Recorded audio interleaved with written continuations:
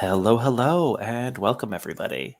Uh, I'm Alexi of Cloven Pine Games. Thank you for tuning in to Vow of the Knight-Aspirants to Seek the Tower Perilous, Session 3 of 4. This is a role-playing game session organized through the Gauntlet gaming community. To learn more about the Gauntlet, check out everything the Gauntlet does at gauntlet-rpg.com or follow the Gauntlet on Twitter at GauntletRPG. We are here tonight to play a game of Vow of the Knight-Aspirants, with the third session in a planned 4-part series. We had to take a little break, but we are back and we've rescheduled the finale, so we're going to get to play out this whole thing. Very excited to be playtesting this new game I'm working on. It is a game about squires on the cusp of knighthood, venturing into a dark fairy tale wood to prove themselves worthy and to find the elusive Tower Perilous. And I'm excited about the way the story has been developing over the course of 2 sessions, and we've got 2 more sessions to play it out with 3 of these squires. We sadly have one of our players who's had to bow out at this point, and that is too bad, but we love the character that he made, and we are going to find a good and fitting way to have his character exit the scene as well. But let's meet the players that we have. Folks, let's do a round of introductions where you say your name, your pronouns if you wish, online handle if you so desire, or anything else that you want to mention. And we'll do a round of player introductions first, and then afterwards come back around to meet the characters. So yourself as a player, I guess I can start off. I'm Alexi, he, him. I'm GMing this game that I created, and you can follow all of my gaming endeavors online at Cloven Pine Games. Definitely check out Cloven Pine Games because we've got the PDF available now for Back Again from the Broken Land, our game of small adventurers sharing stories on the long walk home from an epic war. So if Tolkien-esque melancholy storytelling games are your jam, learn more about Back Again from the Broken Land anywhere Cloven Pine Games is on the internet, like at Cloven Pine Games on Twitter or Cloven Pine Games on itch.io. That's me. That's what you need to know. Let's meet our players. Chris, start us off, please. Hey, I'm Chris Newton. I use he, him pronouns. And I'm online for as long as Twitter continues to last, I guess, at Inarvan, that's INARVAN, for weird musings.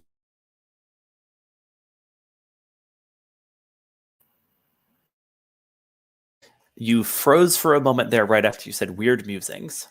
Okay, weird musings and nerdy stuff. So you didn't miss much. No worries. Great to have you, Chris. Danielle, I think you're introducing yourself next. Yes. I am Danielle, she, her pronouns, and I am just a gaming enthusiast as well right now, and happy to be here to play with y'all. And if you want just unfiltered life stuff, then you can find me at Built a House on Twitter. Otherwise, just happy to be here playing on the Gauntlet with Lexi and you all. Fantastic. Great to have you, Danielle.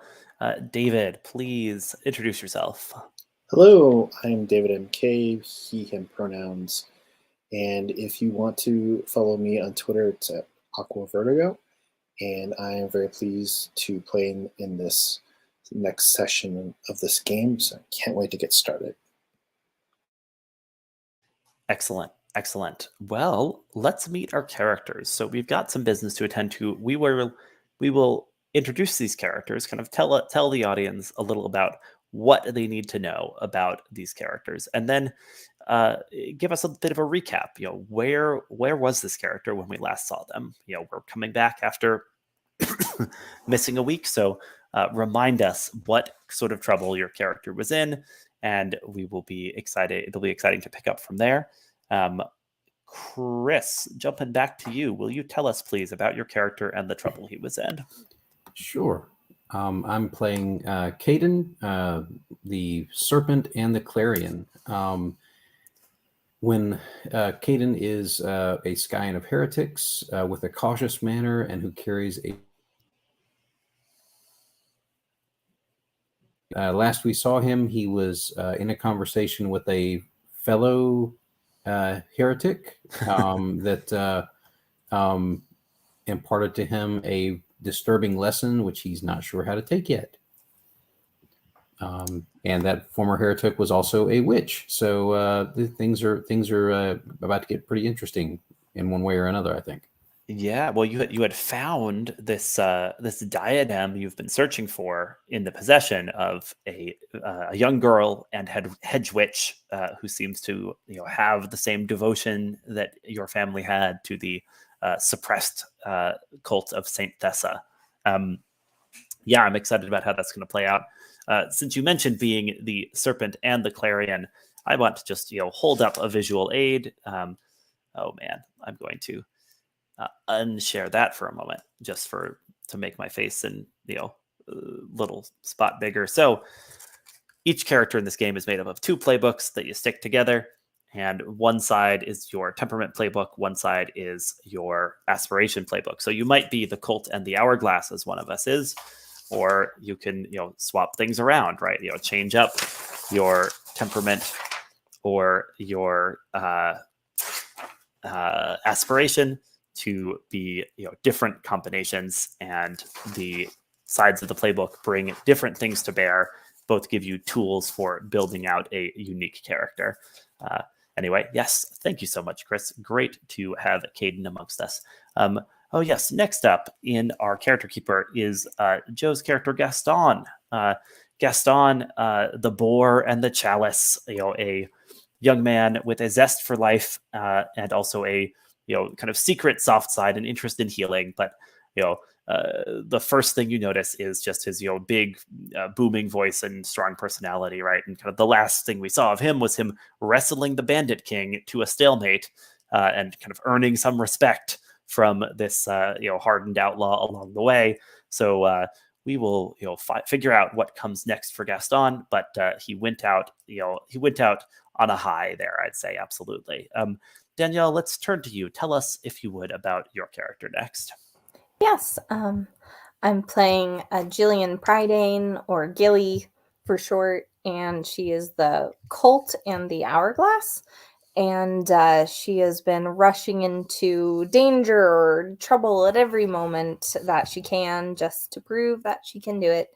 And also just got a taste of her neglected seer powers that have caused problems in the past, and was last seen assisting Gaston by beholding his stuff while he wrestled with the Bandit King, the mysterious Bandit King, and then locked eyes with the Bandit King and saw a fascinating vision of him wearing this diadem that we are looking to attain, and it giving him great power, but also looking to steal like something of his soul, I guess, in the process. And that was literally the last thing that happened, and so we'll have a chance to see whether she will live up to it and blurt it out right away. So Yeah, we can pick up in the immediate aftermath of that vision, so we see how Gilly responds. Absolutely. Thank you very much. So last but not least, David, please tell us a little bit about your character. Yes, so I'm playing Caedun Blaith, who goes by K. He seems to idolize Caedun, enjoy Gaston to some degree, and is bonding, I think, with Gilly because they seem to have been hanging out more together. He is young. His 2 playbooks are the Owl and the Bridge, and he wants to learn and understand things. And he also wants to help bridge the gap between different people and things. He likes to befriend things and help things as well. So he's perhaps naive. Perhaps this is going to really bite him in the rump. But at the moment, his curiosity and his helpfulness has still kept him alive in spite of himself. And I believe the last thing was involved was he was in the hut with Caedun, with the witch, and came to the realization of which witch it might have been, and blurted something out. And so, yeah, I think he's just sort of in the midst of this discussion going on in the hut right now, and is not sure what's going to happen next. But he's hopeful that we'll make friends with the queen or with the witch, and it'll all work out just fine. Speaking of friends, you I believe it was Kay who specifically kind of made a promise to the crusty old bandit you guys left in a hole that you were going to come in the back for pit. him. Yes, that it would come back, exactly. And also, I've befriended a mysterious large wolf. So far, friends list going up. Yeah, it's very impressive. Okay. One last item of business. I want to give you each an advancement. So since we are playing this series, I'd love to see what happens when characters advance. So let me ask each of you if you have picked something out that you like as an advancement possibility. Chris, do you have something for Caedun? Yes, I picked the Breaking Spellcraft move from the Azure, I think it is. Yeah. You have learned ways to neutralize all magic sorts as of- it is cast. Yeah, Yes. when you attempt a counterspell, roll plus ingenuity. I don't see how that could come in handy. Nice. So Caedun wants people to throw some magic at him.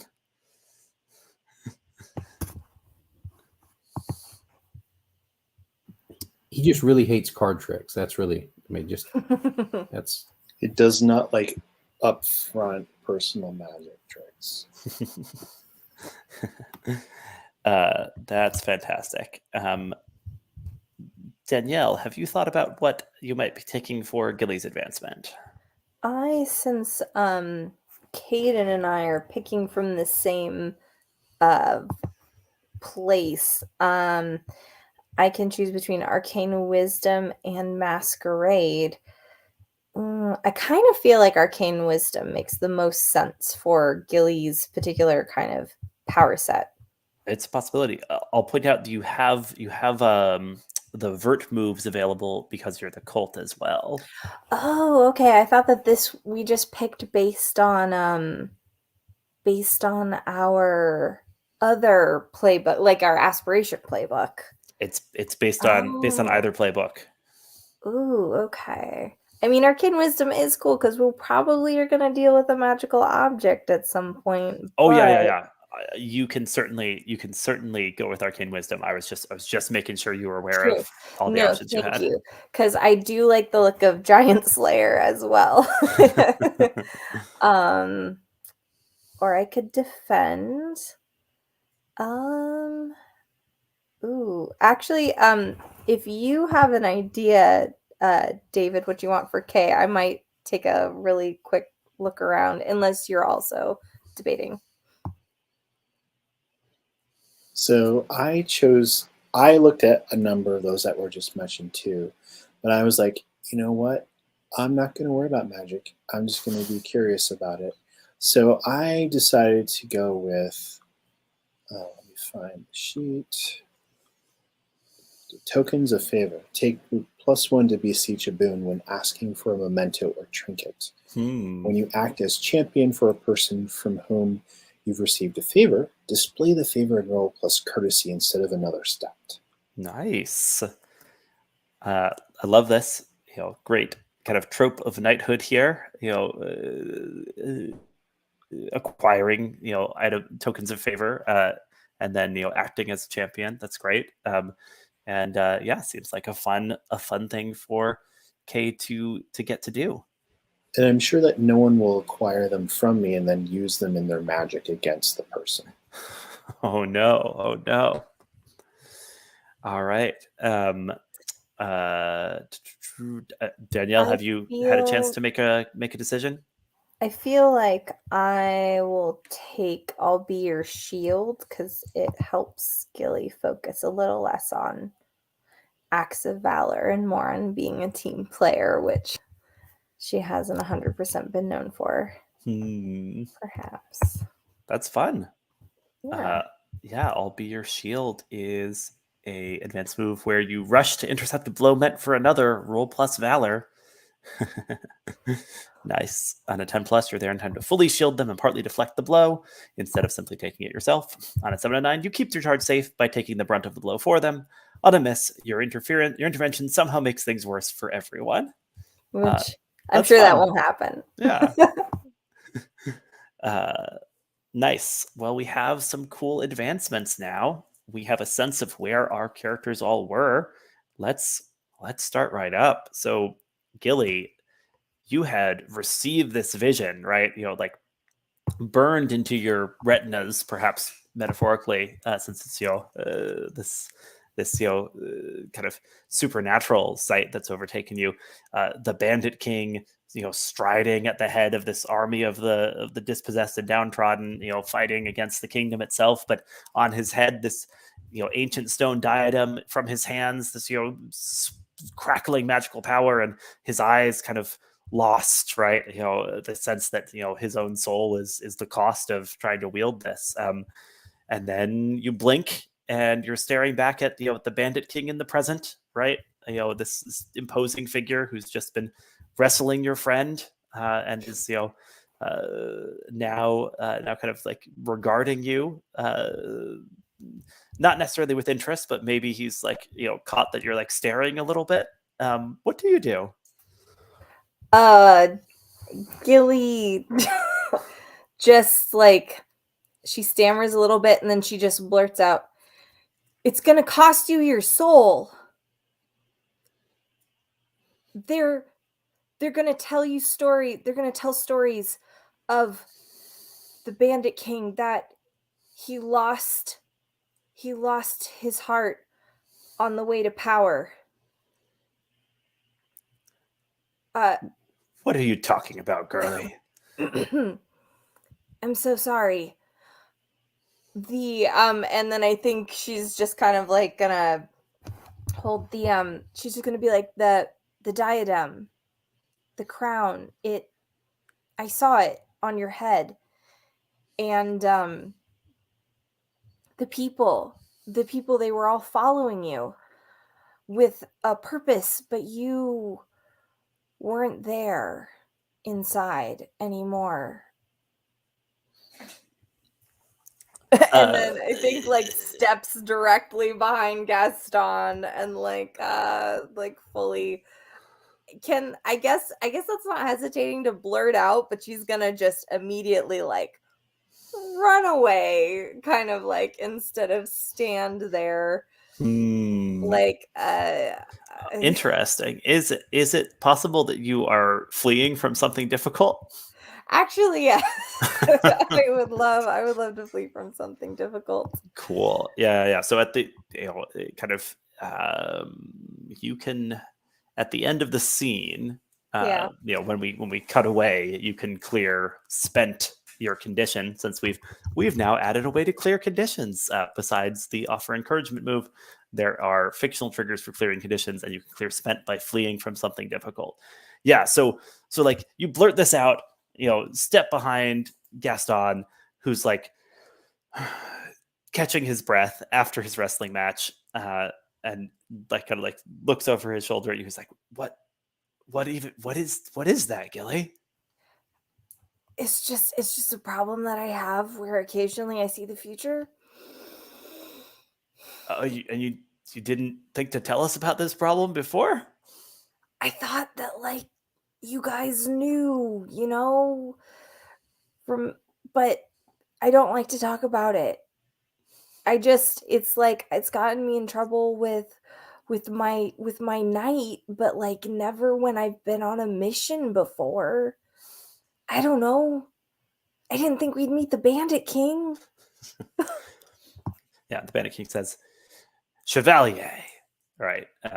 Gaston turns back. He says, "I don't know what your friend is on about, but it's clear you've come here seeking the diadem that I rightfully stole. My offer stands. You can leave unmolested if you turn and walk away from this camp right now. The choice is yours, but I need to go and check on what's mine. And the Bandit King turns on his heel and marches over towards the witch's hut, where Gilly, two of your friends have been searching to try and find this diadem. Oh, great. Yeah.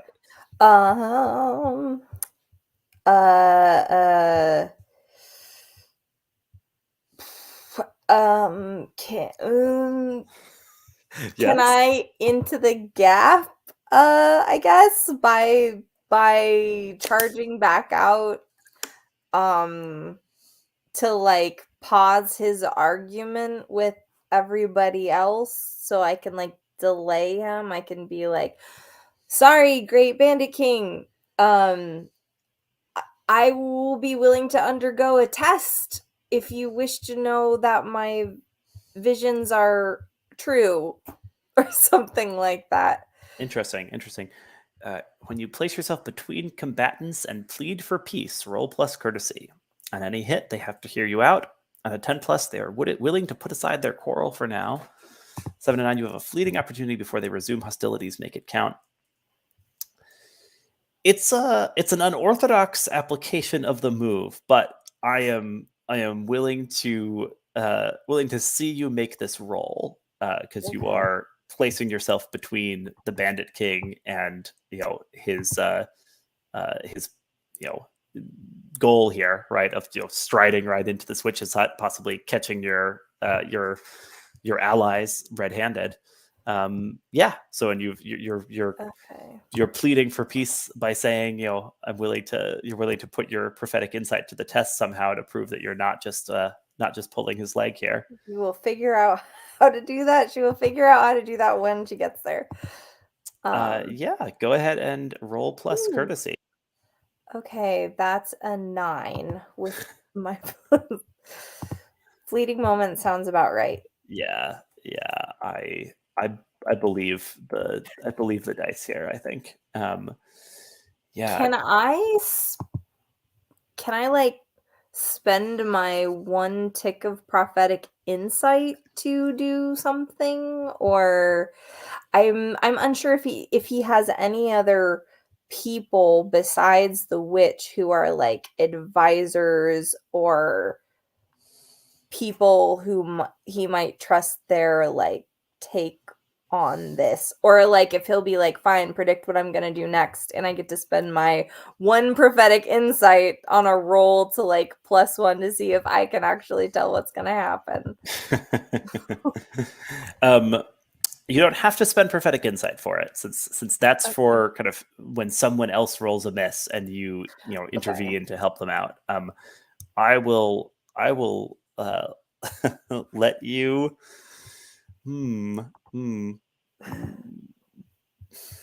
Either. I mean, the thing is, it's almost certainly got to be trust your reflexes, kind of, right? If he's like, okay, tell me what I'm going to do next. All right. If you're a seer, tell me what I'm about to do.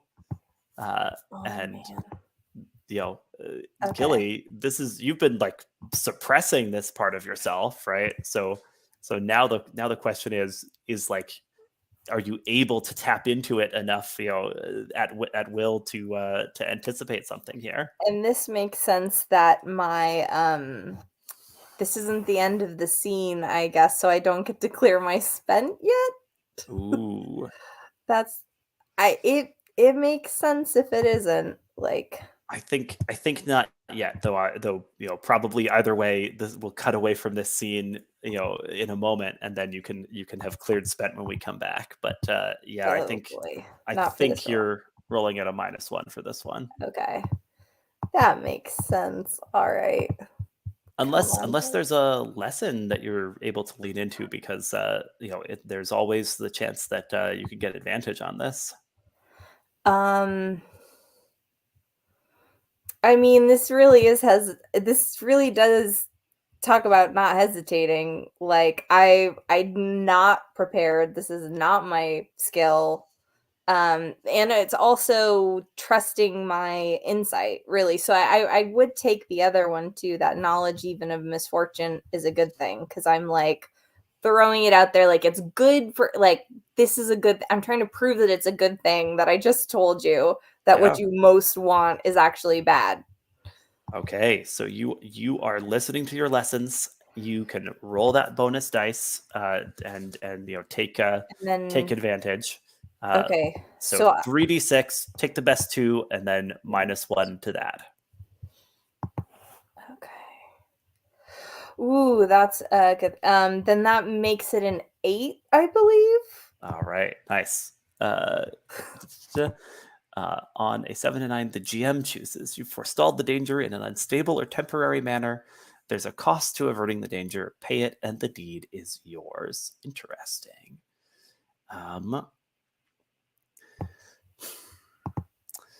Let me tell you what we're getting in the fiction, and then I'll figure out what like my choice actually is here. And we can also cut away, and it's just like we could cut away and then have the results when we come back too. Yeah. So like you like kind of tap into your prophetic reserves here. Yeah, like whatever it is you do to like try and summon that up, you get it. So like like a moment before he actually does it, that he's going to like flick a pebble right at your nose, right, as his like test of are you a real prophet or not. Okay. So you can when we cut back, you can tell, or if you know exactly what you do, you can tell me now, or we can hear when we cut back. Okay. I think that she kind of like clears her mind and just like has a moment to like take a breath. Meditating is not very natural to her. And I think that she just kind of like smiles and like moves her head, but grabs her hand like that and snatches the pebble out of the air and is like, that's not very dignified for a king. Nice. But smiles. Nice. So we'll check back in on that. But you have done something to demonstrate your prophecy here. Let's cut over into the witch's hut. Caedun, Kay, the two of you were here.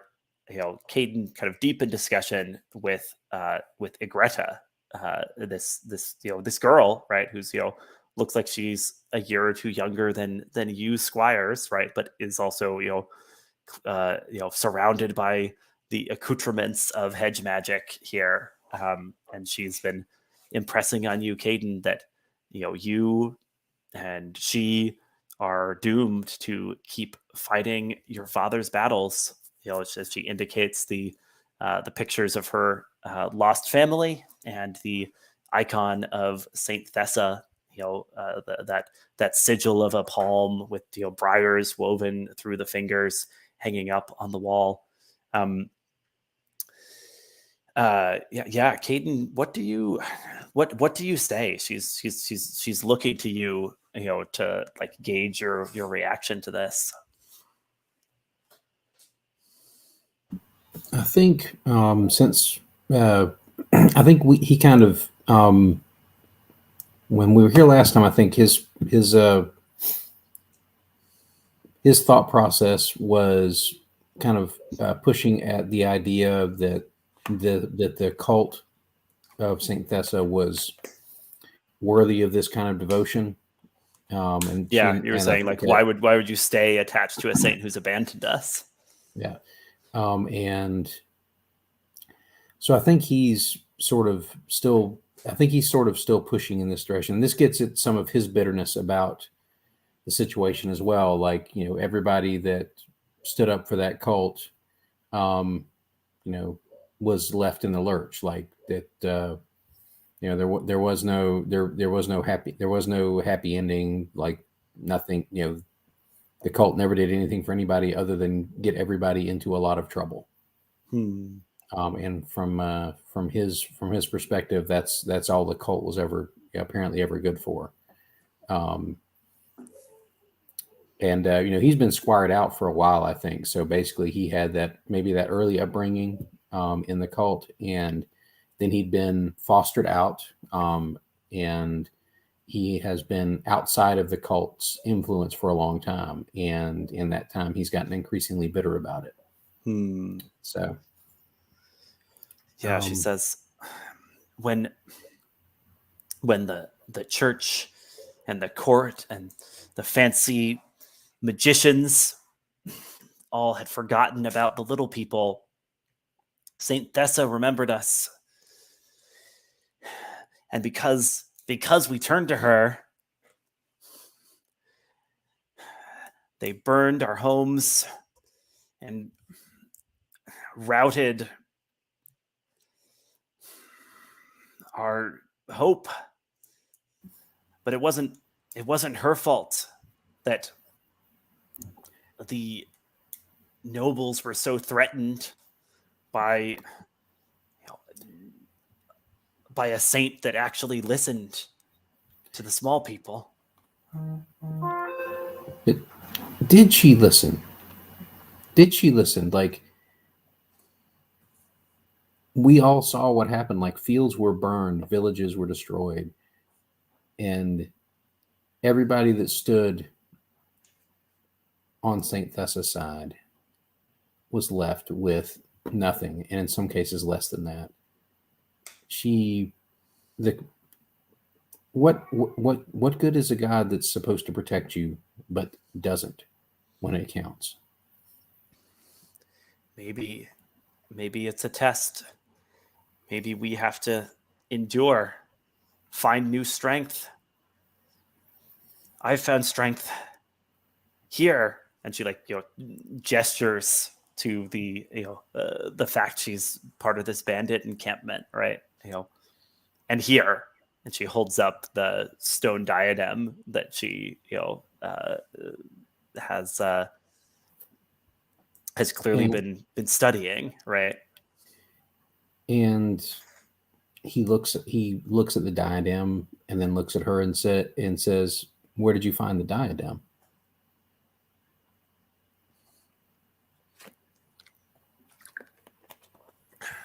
That doesn't look like anything related to Saint Thessia. It's something from the old ruins. The Bandit King found it. He's been having me investigate. I think there's a great power inside if we could just learn how to tap into it. What kind of power? I mean, Saint Thessa had very particular lessons about that sort of power. The power you'd find in those ancient ruins and in dark forests. Like, now those parables always said it ended well. It didn't it? They said it always ended great when you went seeking power in the dark places. Oh, now you're lecturing me about where I've turned after you've joined with. What are you wearing? She with gestures towards your squire garb. It's obvious. I think it's obvious he's a squire. Like, they haven't. It's probably dirty because we've been on the road for a few weeks, but it's noticeable that he's squiring for. I don't know if he'd technically be squiring for the king, but squiring for some noble house. Squiring for a knight in service of the king, right? Yeah. All of the knights of the realm have to swear, loyalty to the king, right? So she's saying you're working for this king who destroyed your family. How can you live with yourself? And he says, that's a question I have to ask every day. The world doesn't work out for us. It didn't. You find yourself here in a camp full of bandits, in a camp full of people that prey on other people that are just weaker than them, doing the same things to other people that the king did to everybody else, to get where they are. I mean,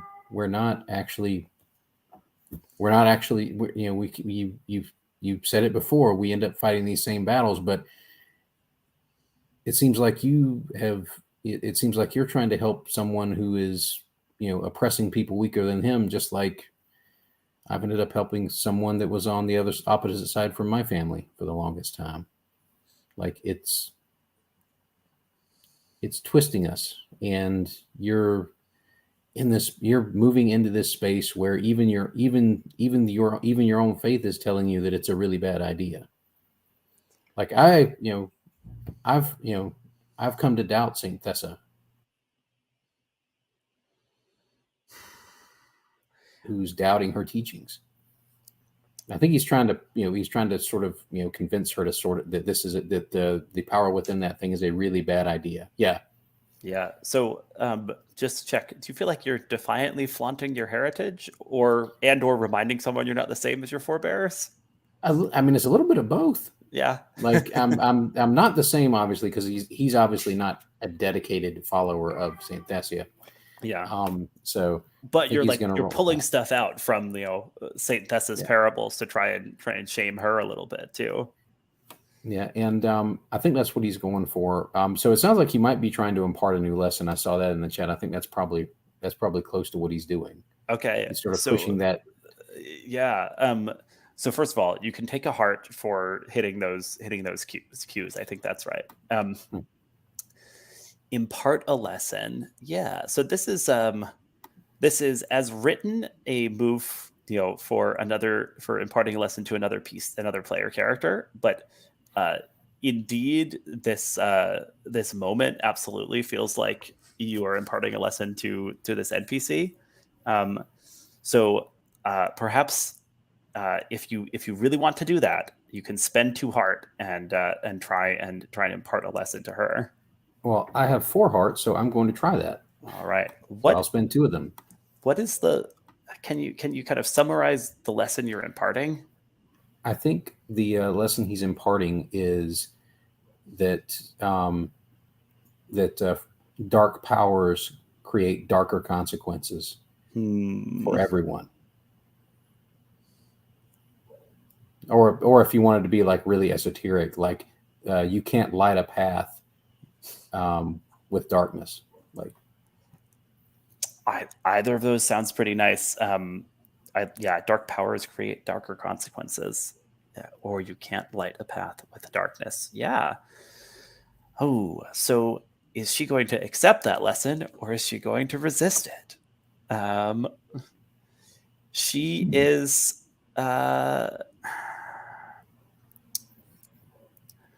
She is going to resist that lesson, and since she's an NPC, that means I'm going to make a roll here. Because we're just hacking things all over the place. But she is going to resist that lesson. When you resist the lesson someone is imparting to you, roll without a stat, so it's just a flat roll. And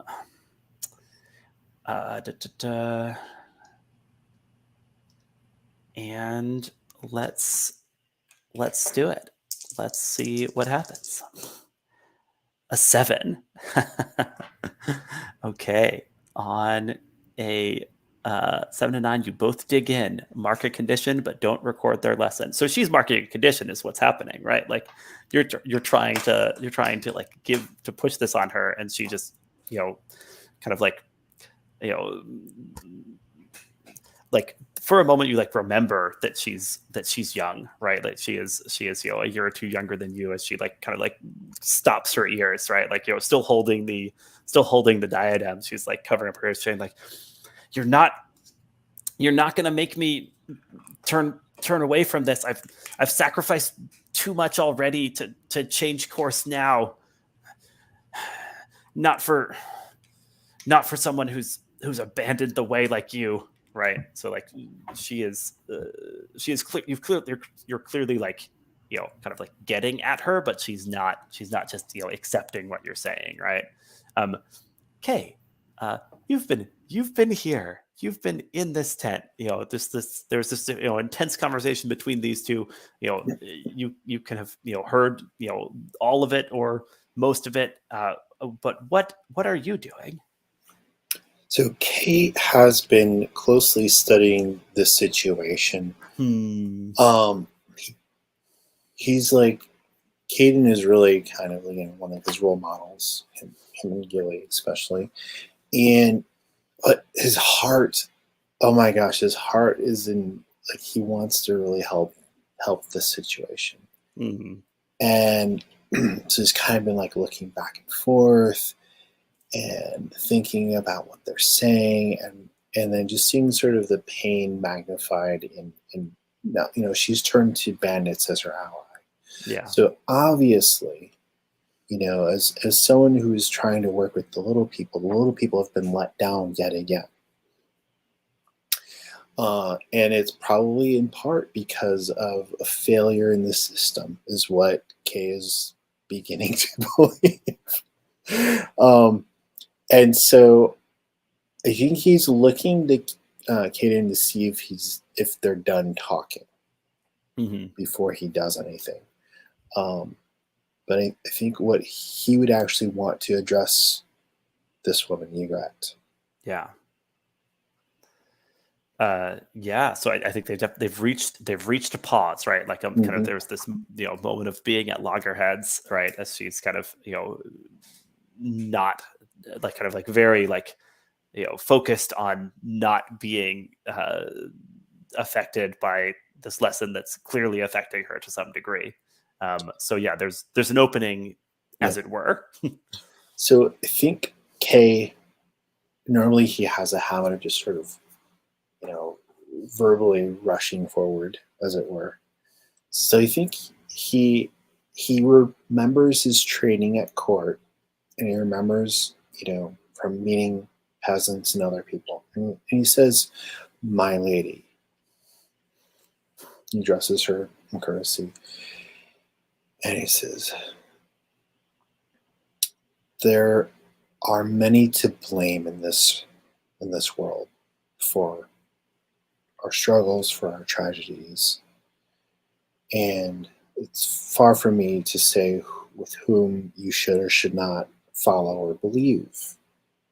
He's kind of saying it with Caedun in mind too, because he's obvious that there's some tension here over a shared belief system of some kind, but he's directing it mostly to her situation. He says, yeah, and he says, "I cannot speak for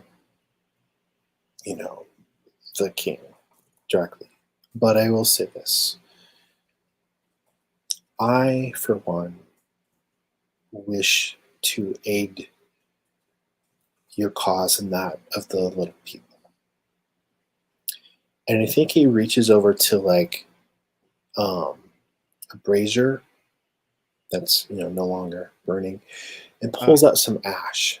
He says, "We cannot unburn the land, but perhaps something good can grow from its remains if we tend to it with compassion." It sounds like you're offering encouragement. Yeah, and I think I think also he wants her to understand that he's not against her belief system. So I feel like Kay at least is thinking about the lesson: honor the good with the spirits and make their loved ones. So like that's sort of like the lesson you learned from kind of looking stuff up about her kind of exactly. witchy mantle in your book. Yeah. Yep. All right. So kind of like saying, I respect you and your beliefs. I'm not here to stomp them out. And I think that there's a way for us to work together. And Kay at least is saying, I would help you. Okay. Then let's roll that encouragement. So that's a roll plus cheer. Okay. Which is 0 for you, but you do have that advantage. So 3d6, and you'll take the best 2. Okay. And then would I be able to use my bond thing to make her a friend? If this goes this well, works? Potentially. Okay. Yeah. Right. So I roll 3d6. What was that? 3d6, and you'll take the best 2 out of those. Cool. All right. So I got an 8. Cool. Yes. So they choose one from below. My spirit is comforted in my clearer condition. We find respite in our connection. Each gain 1 heart. My resolve is steadied, and I take advantage of my next move. When an NPC receives encouragement, the PC offering it to them marks a notch. Yeah. So she's going to take my spirit is comforted, and I clear a condition. So the condition that that she took from her conflict with Caedun, she's clearing here as she kind of like sees what you're offering and nods slowly, taking it in. She says, "Yes, who are you, by the way?" My friends call me Kay, but he'll give his formal title, kind of as almost like an afterthought. Karen Blythe of House blah blah blah. Yes. Kay, thank you. It is good to know that there are people with the good of the small folk at heart, even amongst. She, kind of like glares at Caedun a little bit. The squires. If we can find some way to help the people of Castany together, I would not reject such aid. So she is, clearing that condition of hers, and you get to mark a notch for offering her that encouragement.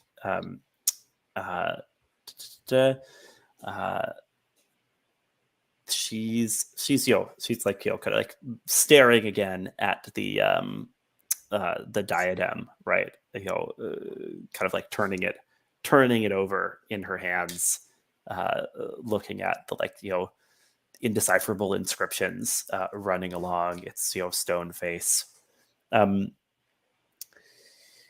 Shall we take our first break here? And when we come back, we will pick up with Gilly and then see how things unfold. All through this bandit camp. All right. So let's take 10. Be back at 12 past the hour, and then we'll move forward from there.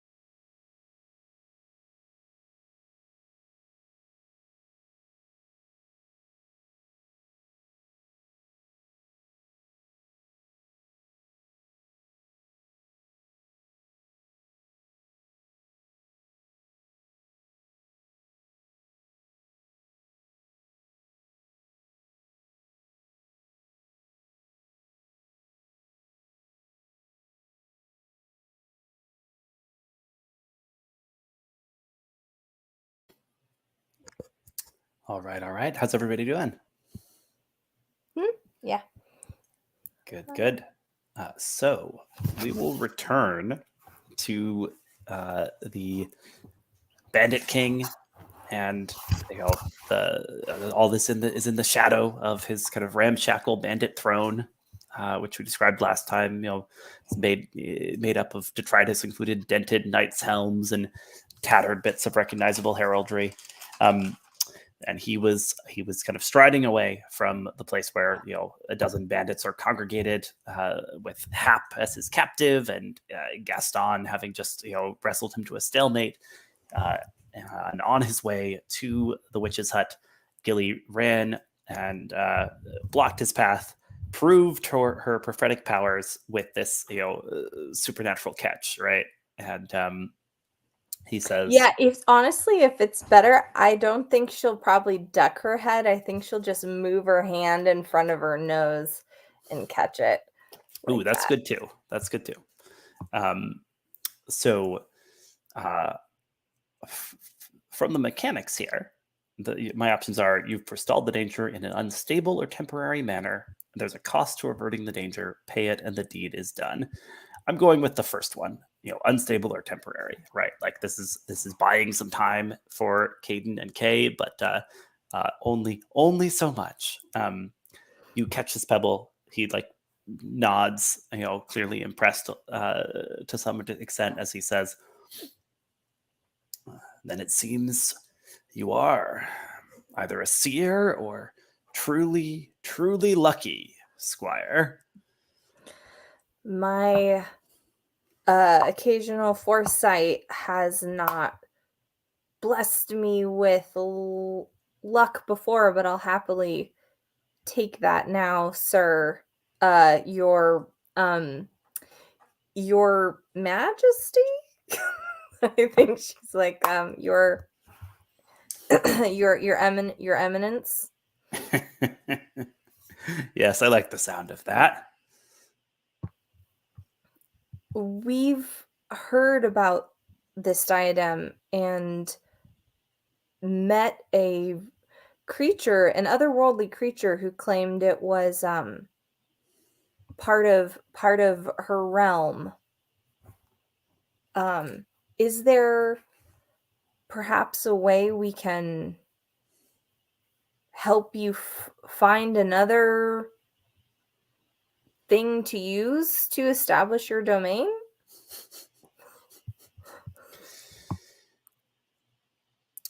Let me get this straight.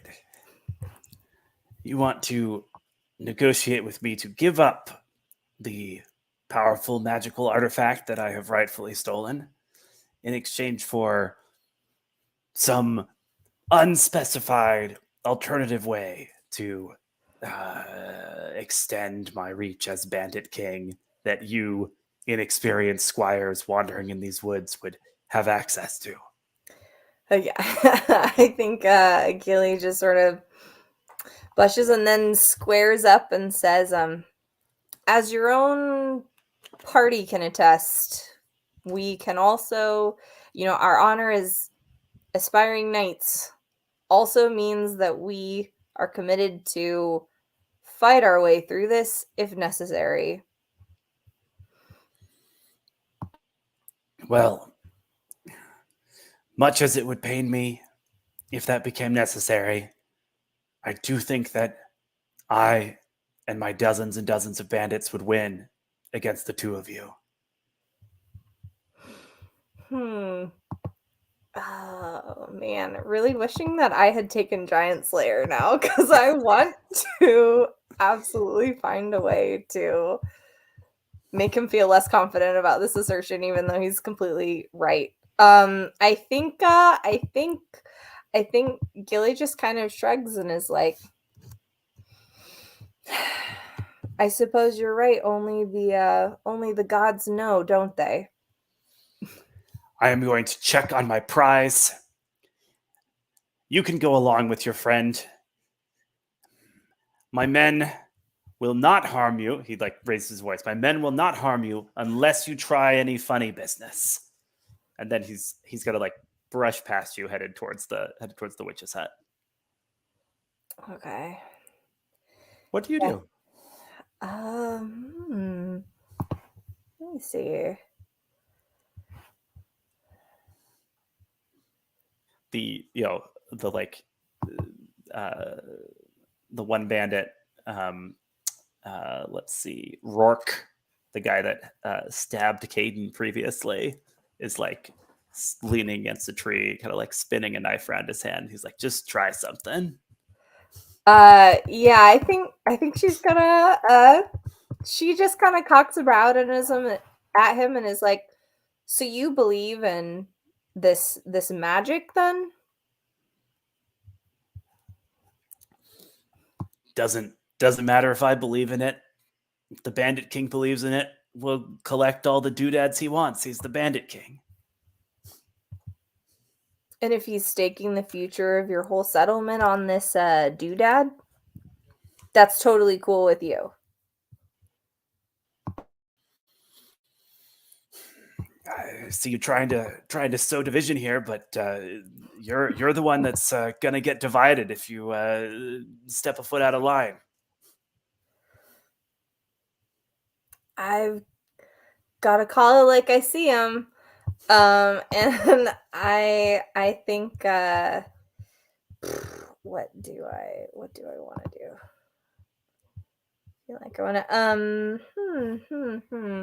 I think I want to search for truth about this person / situation. Sure. Yeah. 'Cause- Just like you're like you're unsure what's going on here, and you're like, I better try and take in some information.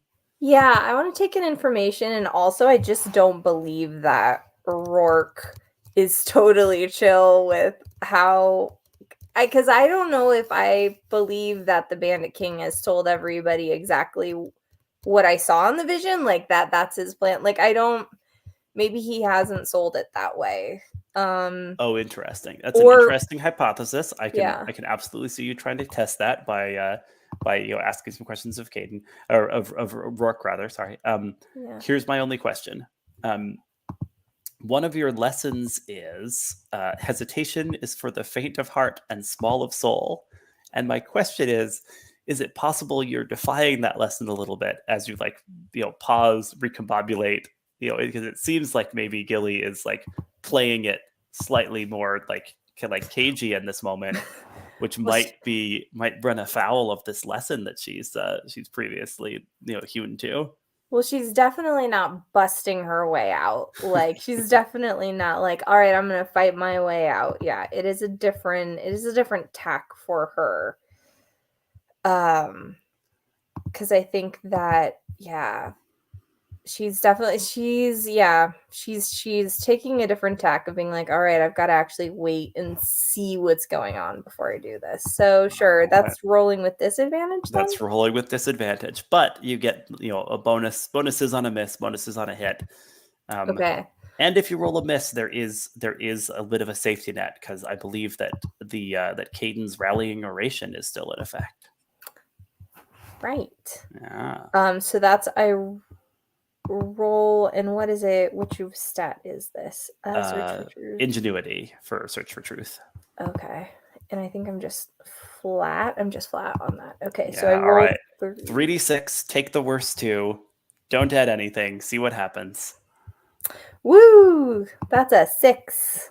Exactly. Okay. Nice. So that's all right. Because Caedun gave a rallying oration before. So the first 3 times someone rolls a miss, instead that person re-rolls and Caedun marks his responsibility track. So Caedun, just give us like the intercut moment. How do we see Caedun kind of somehow realizing that somewhere out there Gilly is about to make a mistake, and you just hope that you did enough to assist her when you gave that little speech about getting in and out and getting out of the camp here. I think while Kay has been conversing directly with Urgita, Caedun is a little bit closer to the doorway and has heard the back and forth because the Bandit King's not quiet. He has no reason to be quiet. He's got a carrying voice, yeah. And he's heard them getting closer, and he's heard some of the words about that Gilly was in. He's just like, and he's like, just don't, I think the what he's just like, stressing in there. It's like, just keep him busy. Don't start anything that, don't start anything yet. Just Okay. So I'm marking my responsibility track because she needed to re-roll, or yeah, mark your Okay. responsibility track. Let's try that one more time. So Okay. same deal. With 3d6, disadvantage. taking the worst two. See if we get anything better. If it wasn't with disadvantage, it would be different, but it's a 6 again. That's okay. Snatching defeat from the jaws of victory. That's okay. That's okay. We've still got space on the the responsibility track. It might fill all the way up if you keep rolling misses, but that's okay. That's Caedun's problem for later. All right. Yeah, if you want to fill that up again, otherwise I can just take the. Do I get a notch if I fail while resisting a lesson? Yes, you get a notch if you fail while defying a lesson. Here's the thing: rallying oration doesn't give it as a choice, right? It just says the first 3 times someone rolls a miss, instead that person re-rolls and you mark your responsibility track. So it just locks us in here if the dice are very unkind. So I do that again. Maybe I'm like, maybe 3rd time's the charm. Maybe I'm looking and I'm making eye contact with Caedun as I'm like, gotta do this. Hey, exactly. I'm like, oh. So I will do a second time. Ooh, that's a 5 is what that is. That's it. So do I roll again then if I roll a miss? I think with disadvantage that's a 2. 2, you're right. Yeah, that's snake guys. How many times did you roll for that move, just to check? I just rolled once.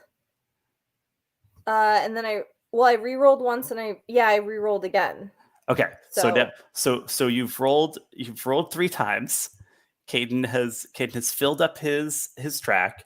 You get 1 more re-roll, and this one is the one that counts no matter what. Yeah, I assume there's some kind of nonverbal like communication happening over this head, like I'm definitely Hey, and that's an 8. That's an 8. Okay, That's an 8. so you needed all those re-rolls, but you did it. All right, like amazing little like roller coaster there. Okay, so what we actually get is you've got an 8 on search for truth, meaning ask 1 question below, and because you defied a lesson and rolled a hit, you get to rewrite the lesson to reflect what you've learned or how you've grown. So you can think about that, and like rewrite the lesson when the time seems right. But like your lesson about hesitation can now receive a revision reflecting what you've learned as you have indeed managed to search for some truth here. What question are you most interested in the answer to? I think my question is, where is my best opportunity to make a difference? Because Gilly wants to know, like, what is happening here that is our best route in? Yeah. So that's a great question. And you're thinking it seems a lot about kind of what's the relationship between the other bandits and the Bandit King. That, because I think she's thinking, all right, I know what the Bandit King is trying to do. I've seen that this doesn't end well for what people want. Like, it's not going to be great for everyone if the Bandit King does this, loses his soul, and disappoints everyone he's leading. So how can I communicate if the Bandit King's not going to listen to me, how can I communicate to everyone else it's actually in your best interest for the Bandit King to not put his entire weight on the diadem? If that's even remotely possible to achieve. Yeah. No. I think that's a totally legit direction for Gilly to be working in. Your best opportunity to make a difference. I think, I think Rourke just gives the impression of a man driven by self-interest here, right? Not an altruist, but also not someone who is like kind of giving his own life up for the Bandit King. Someone who's following the Bandit King because he thinks that's the like path towards wealth and stability, or wielding power, right? Over the folks that have to pay kind of fealty to this bandit crown. So if if he thought that this diadem plan wasn't just a weird obsession of the Bandit Kings, but was something that would involve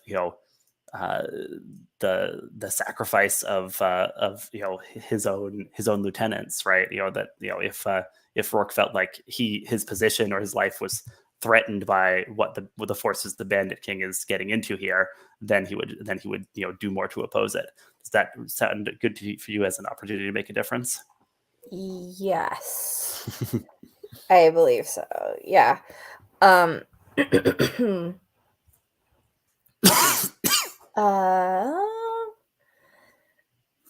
think Gilly kind of leans in a little bit closer and is like, listen, I don't have any weapons.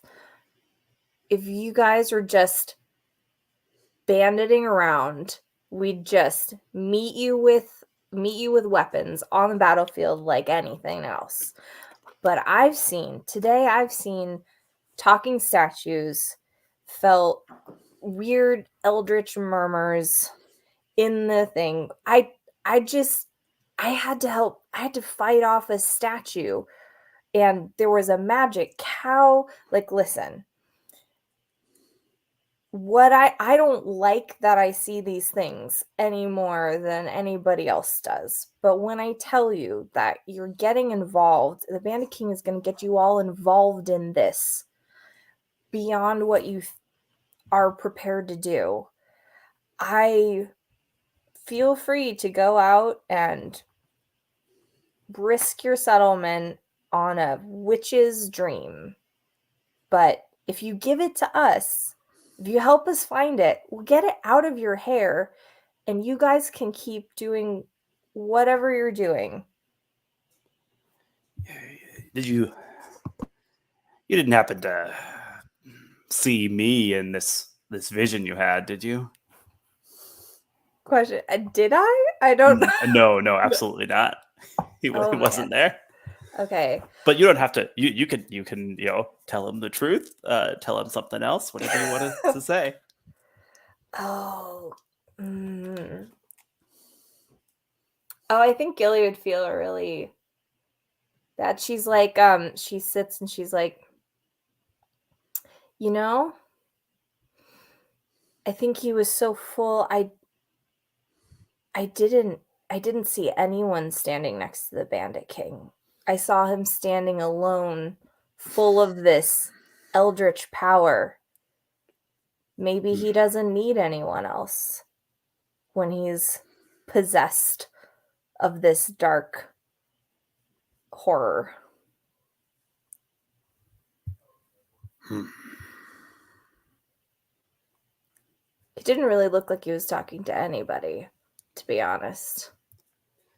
And this diadem, you just want to give it back to that statue you talked about? She seemed very intent on protecting it from letting anybody else get a hold of it.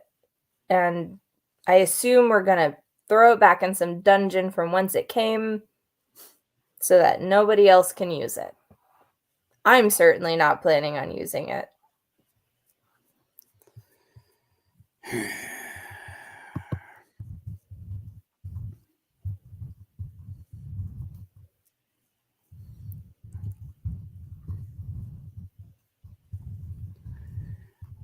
All right, come with me.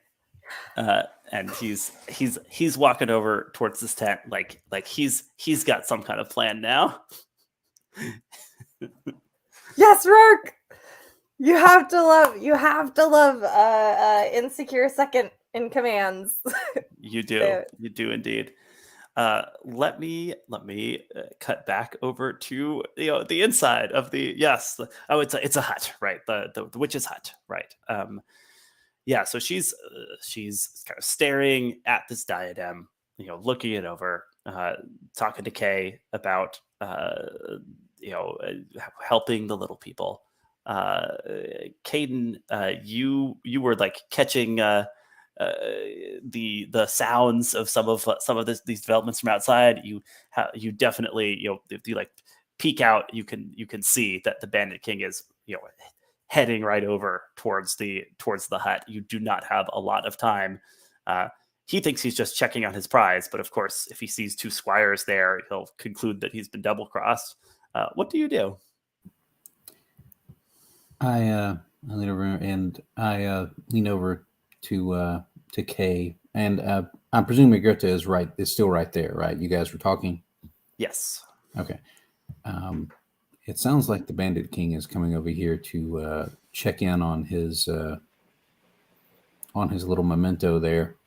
I don't think he would be happy to find us here, Kay.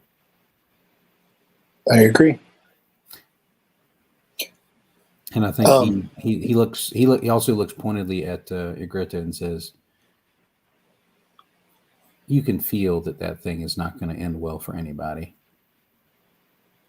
You can feel that magic. You know it's not going to end well. Don't use it." So what would you have me do?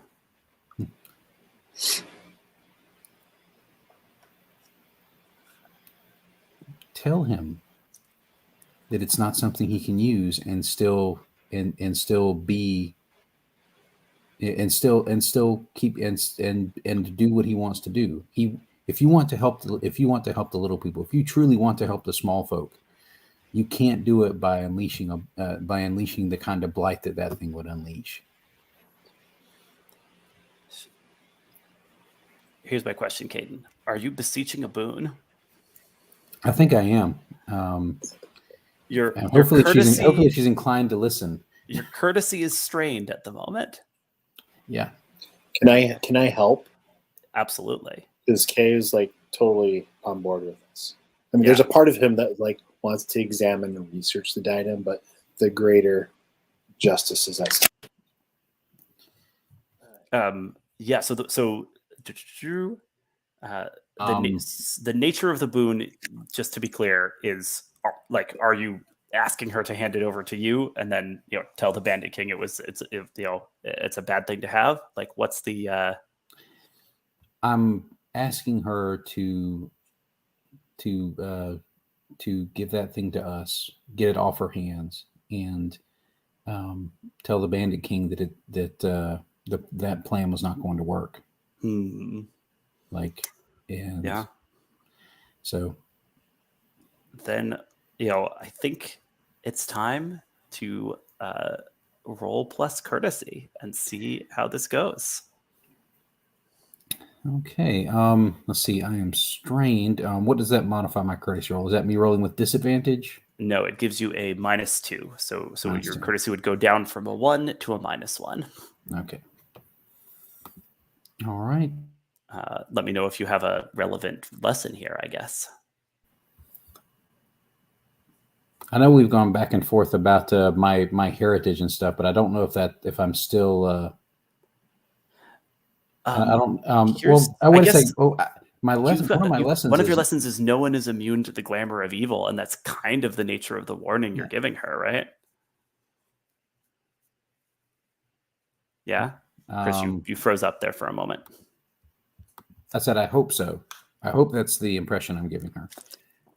Yeah. So would that let me roll with advantage? Yeah, take advantage. So you're rolling at a -1, but you have the advantage. Yay.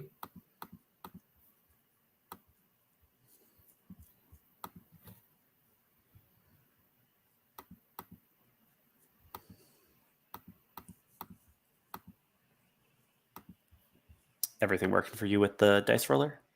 Yeah, it looks like it would be a 6.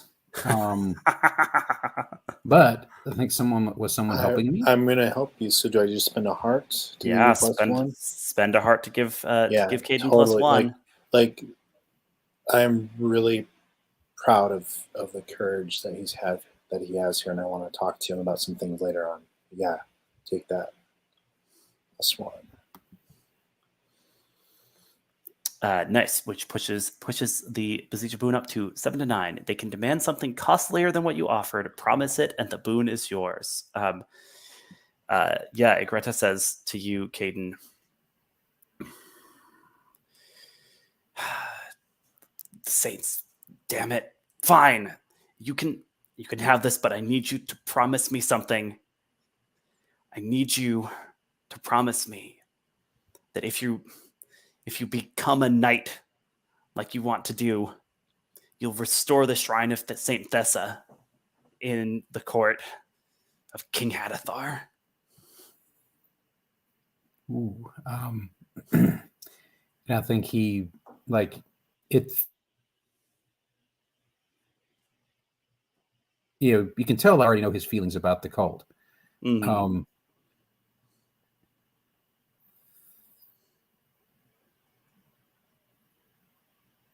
Very well. If that is the price I will, if that's the price you demand to protect the kingdom from this magic, I will pay it.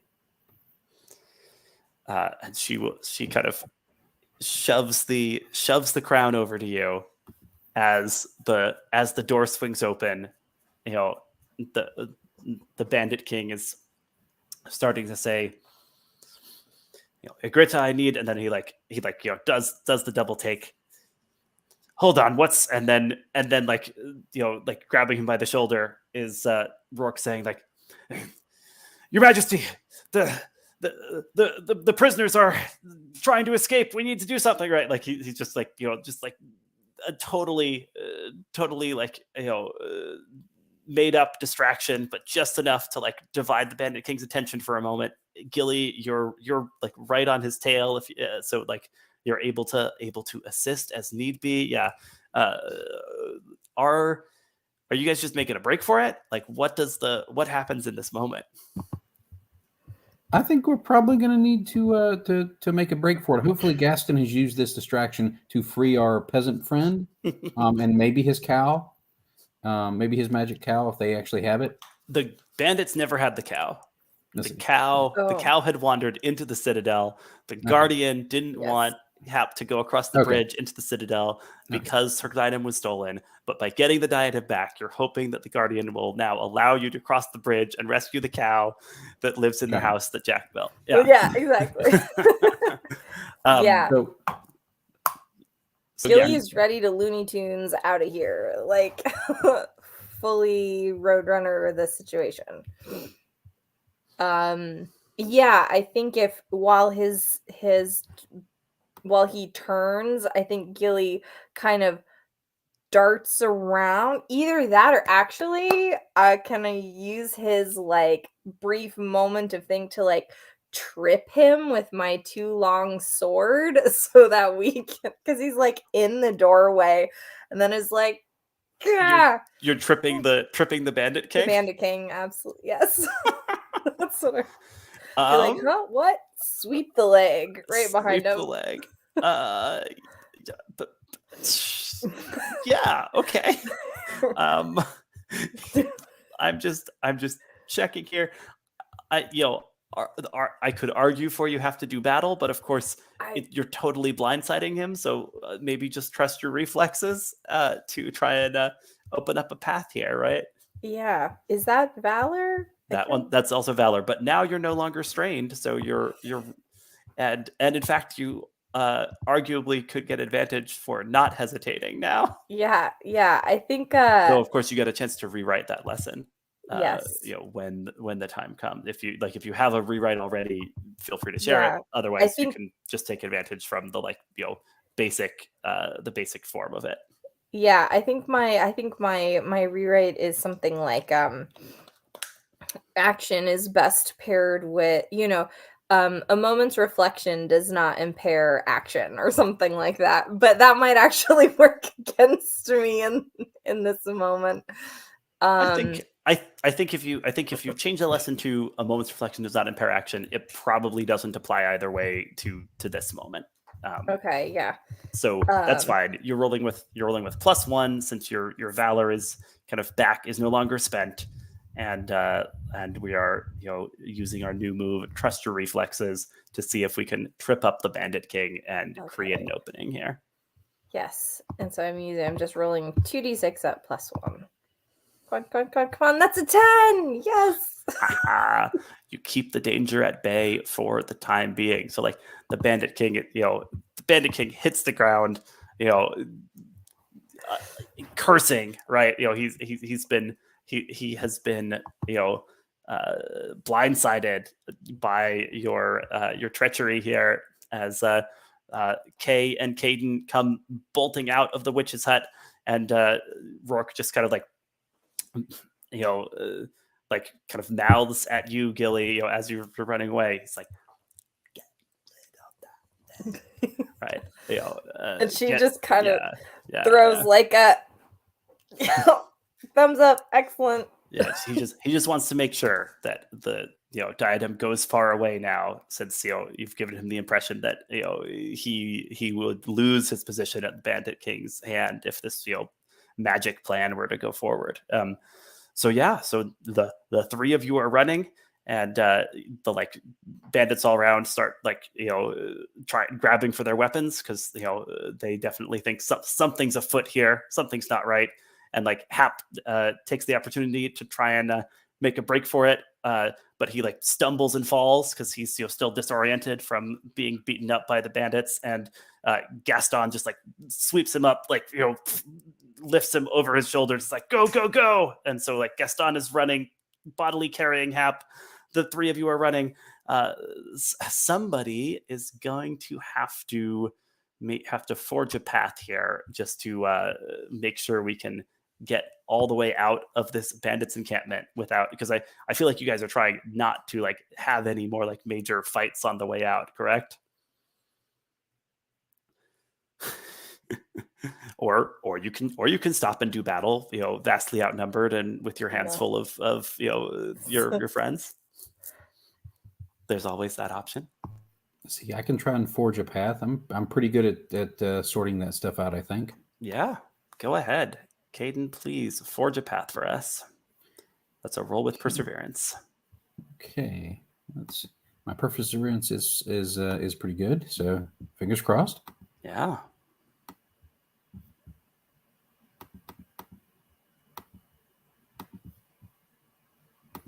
That is an 8.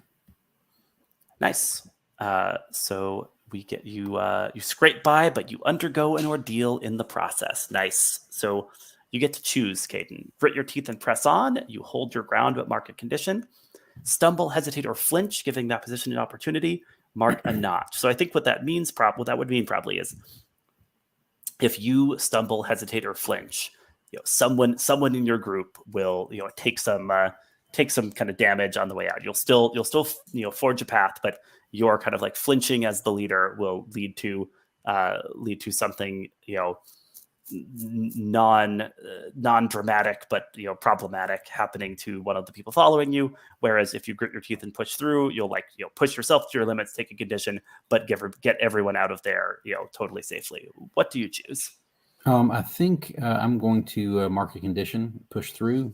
Yeah, I think it makes sense to mark my perseverance as wearied. Absolutely, that makes sense. And I'm probably, and as soon as we get out of here and get to somewhere safe, I'm pretty sure I'm going to be flattened by my responsibility move. So yes, I'm keeping my eye on that. When the task is over and you catch your breath, roll plus responsibility marked. Yeah, but okay. So Caedun, give us a little bit of the flavor of that. How do you make sure you keep everyone safe as all of you, including Gaston carrying Hap on his back, make your way out of the bandit encampment? I think what you get while everybody was sort of eyes on the Bandit King and Gaston was sort of left to his own devices, I think he had slowly untied some of the horses, and opened some of the animal pens, and just sort of and with as we charged out, like gave a loud like Gaston level whoop that startled all the animals and left them charging out. And so a lot of the bandits are suddenly occupied with trying to catch their horses, trying to catch their livestock. So there's a stampede going on as you're making your getaway. Yeah, I mean, they don't have very many. I mean, they maybe have like maybe 20 horses, maybe 5 or 10 cows. Maybe yeah, but 20 pigs. Horses stampeding just feels like a lot of horses. Yeah, especially when you're in a camp that's probably not a huge, with thousands of people, but maybe a couple of hundred was my estimation. Am I? Maybe I don't want to pin down the numbers exactly, but yeah, it's so big, but not like battalion huge. Yeah, like he's not ready to invade a kingdom yet. Not yet. He needed a magic diadem for that, and you've stolen it. So, and I think basically he's getting stressed out because he is sort of, we're having to weave our way through all of these stampeding animals as well, while also carrying Hap. Yeah. So I think like the key thing is, once you're kind of out of the bandit camp itself, are you doubling back to that pit trap from before, or is Caedun going to have to remind, or is Kay going to have to remind you of that, Caedun? I think Caedun's probably distracted, honestly. But so I'm sure Kay does mention it, and Caedun doesn't resist when Kay mentions it. He's like, oh, geez. Yeah, he looks a little flustered, but yeah, they still double back and drag that guy out of the pit, I guess. Yeah, Kay, sound good. Any details you want to add? I think along the way, Kay is probably caught up in the excitement more than the weariness. And so he's probably talking to Caedun, who's probably still thinking about, are we safe? But asking him, how did you know to ask for the diadem? He's trying to look for insight and guidance from this, older squire, and he's just fascinated by it. And also, honestly, he would love to hold on to it and examine it, but he hasn't gotten to that point yet. He's not going to worry about it just yet. But he's really looking for some insights into the decision back there in the witch's hut. I think I think Caedun will sort of answer to the side, almost still obviously kind of distracted, and it's he says we needed to get the diadem away from them, probably more so than we initially realized. Initially, this was just like an attempt to pacify that statue, but this turned into something way bigger. And this is not so. We had to get it away. I'm just happy that we were able to talk our way out of that without having to, do anything more forceful than that. So, when you go to fulfill your oath, I would be honored to join you in that. I would be honored to have you, but that's something you need to think over seriously and discuss with your teacher, because that will not go well for whoever is with me, and it's not going to go well for me either. You're a little young to maybe have remembered a lot of the ugly details of that conflict, but it's not going to be an easy thing. Right. I welcome my friends to be by my side, but I would not take you into that unless you choose to do so after much reflection and consultation with your teacher. Thank you. All right. So yeah, Kay is definitely interested in getting Brannigan out of his pit as promised. Yeah. When you arrive, Brannigan looks up from the pit and he's like, "Oh well, I'll be damned! You actually did come back." We're in a bit of a hurry, so let's come on, guys. So this might be a little bit more forceful of a pull out than what we Just had like expected. yanking him out and like leaving him like collapse next to the pit. And we say your friend should be along shortly. Yeah, help is on the well. Gotta I don't go, know if go, help go, is go, up, but there are people from your camp on the way shortly. I can't believe you all made it out of there. You could make sure they don't find us. I could. And he just like, seems to be like thinking that over. I think Kay would say to him, maybe quieter, says, if you ever want to reconsider your future, please contact me and give basically my address. Just, just like the castle, or the wing of the castle where you've been squiring. Yeah, exactly. Yeah. Like, let them know, give my name, let them know I sent you, and I'd be happy to talk to you more about a different way of life. But we have to be on our way. So perhaps we'll meet again. Stranger things have happened, I guess.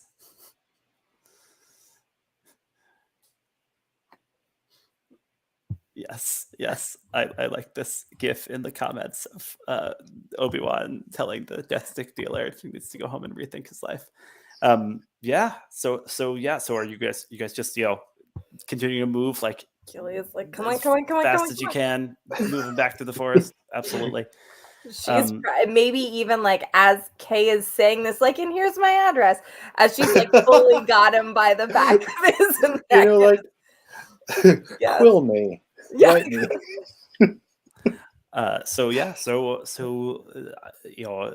Next up, I assume you are attempting to return to that bridge with the statue. Give me a sense, each of you, how you are moving, quickly through this woods, right? Like, how is your approach, changed now that instead of trying to like sneak up on the bandit camp, you are just hightailing it out of there? Gilly, you can go first. What's it look like as you are, making this retreat journey? Here's the thing. I feel like Caedun is very good probably at being quick and stealthy, and Gilly is good at going fast, but not at being stealthy. And I feel like there's a lot of windmilling limbs. There's a lot of crashing through the underbrush. Like, she's probably slightly tangled up with Kay as she was like dragging him. Is like, I just tripped Bandit King. Rourke was helping us and is probably like trying to hear what you guys heard about the diadem, like, is trying to do an exchange of info as she's like ducking branches and is like and holding stuff open for people and like leaping, if Caedun's like, wait, let's go, she's like leaping, smashing into branches, things like that.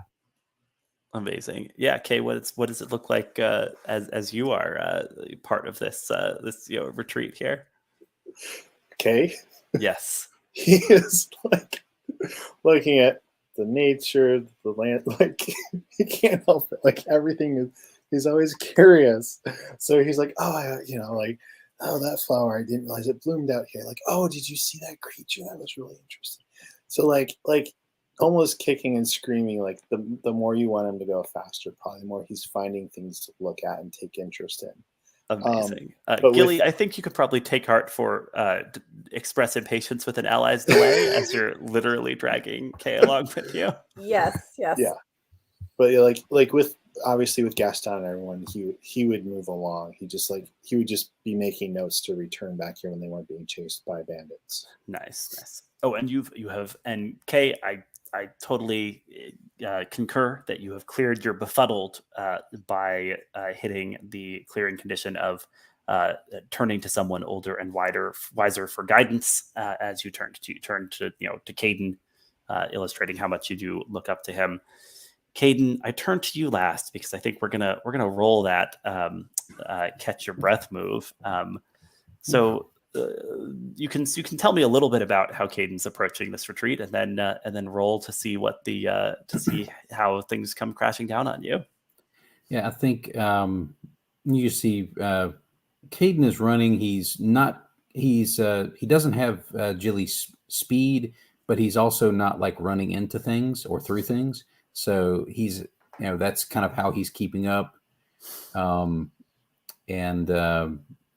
he's actually sort of slowing down a little bit, but so that we don't lose Gaston, who is carrying somebody. Yes. I think that's kind of as he's trying to keep eyes on everybody, so he makes sure everybody gets out. I think that's when like that little bit of that responsibility track comes back to bite him. Yeah, the burden of leadership. So go ahead and roll plus your responsibility track, which I believe is at 4 now. Yeah. Yes. Yeah. And this is when I'll roll high, of course. Like, yeah. What do we got here? 15. Yeah, that's the highest I've rolled all night. An 11 on the dice plus 4. All right. On a 10 plus, you buckle under the weight. Mark 2 conditions. No matter what, clear the responsibility track. So, Caedun, tell me a little bit about the conditions that you mark as all of this comes to bear here. Okay, I think getting into and out of all these situations, like he has basically just worn his tactical brain out. Like his head's just clouded by all the messes that could have been in between all of the stuff that they've done over the last little bit. And so I think he's taking befuddled. And he is also just absolutely like worn out. And I think he's going to basically take a dampened to his cheer, because like he is just it seems like basically everything just sort of circled back around to, for him at least, circle back around to that cult that he sees as being the ruin of his family. Yeah. And like that's just haunting him again. So he's going to take dampened as well. I have one condition left to mark. Can I ask another breaking question? It's not technically a blow that somebody is taking, but do you think I could use my move to like see that Caedun is like exhausted and stumbling around and like get under there and like get an arm under him to make that he only takes one condition instead of 2, and either I take a condition or something like that, or I'll roll and see if I do? Let me ask Caedun about that. So Gilly has this new move, I'll be your shield. When you rush to intercept a blow meant for another, roll plus valor. How would you feel if we interpreted this broadly and allowed Gilly to catch part of this emotional blow and help you in a way that meant possibly fewer conditions, assuming she rolls okay on this roll? I mean, I'm fine with breaking your game during playtest, Elixir. That always sounds great to me. Okay, so Gilly, yes, we'll say indeed, if you're perceptive enough to see that Caedun is buckling under the weight of his responsibility, you could step in there, offer him some support, help him along in a way that possibly will alleviate some of these conditions, but at what cost? So would you make a roll plus valor to see how that goes? Okay, so I'm still at +1. Hey, and that's a 6. On a miss, your intervention somehow makes things worse for everyone. So we've got that.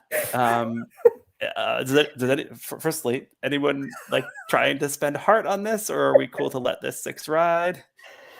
I'm fine either way, because I have heart I could spend on this. I'm fine either way. What do you think? Yeah, I mean, it makes sense that Gilly would make things worse. Like it would, but also if it's like the whole team, it requires the whole team. Like I have to help Caedun, and now you have to help me because I'm helping Caedun. So in some ways, it's a good story about teamwork we get to tell there if we go that direction. Yeah, and I feel Gaston is also helping too. That's true. By proxy. Yeah, he remains a member of the team even though he's turned into an NPC. Yeah. I'm more than happy to spend a heart for that. how do you? Yeah. So as you see Gilly like trying to be a helper to Caedun, how do you help So Gilly it's be better at that? I feel like almost like I can't remember the guy who speaks on behalf of with Roxanne. Like I feel like I'm yeah. almost like she starts stumbling Cyrano and yeah, Kristen. Yeah. and I start like feeding her lines. So it doesn't really sound like her, but she's saying it, and she is the emphasis. She has like the passion, so it really comes out strong. How does that sound? Yeah, Gilly, you're cool with that? Yeah, I definitely think it's either that or your translate. Like I'm Yeah, like, come on, Caedun, yeah.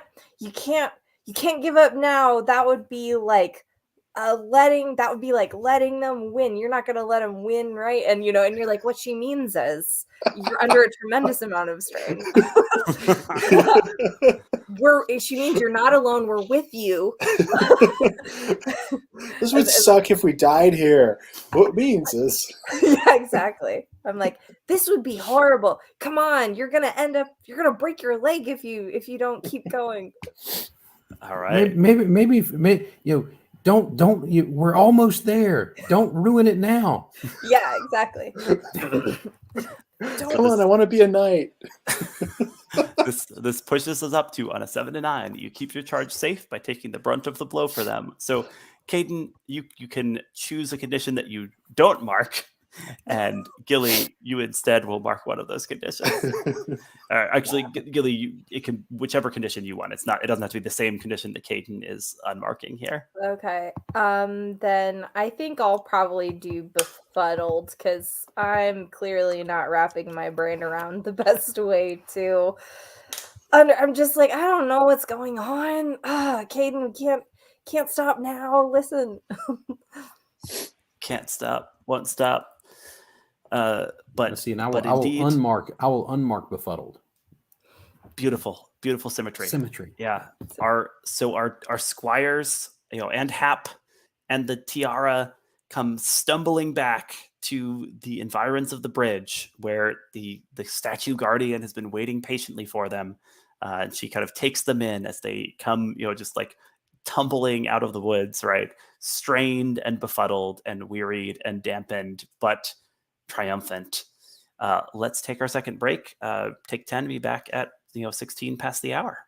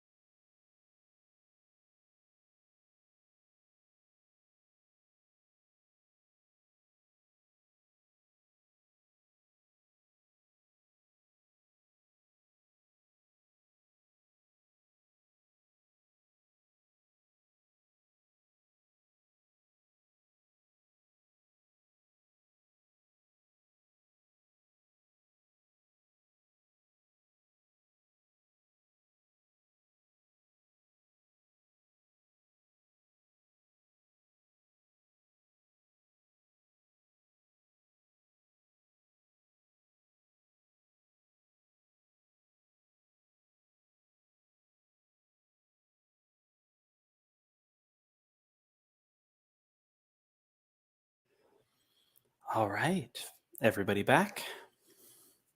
Everybody set to press on for our last segment here.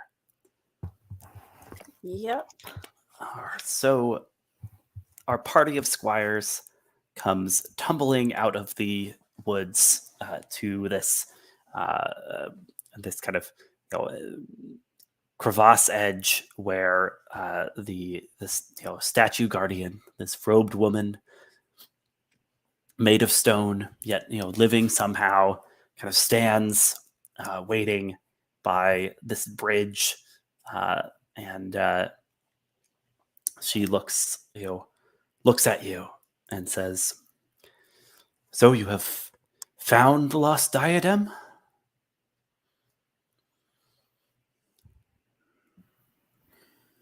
Holding up. Yes.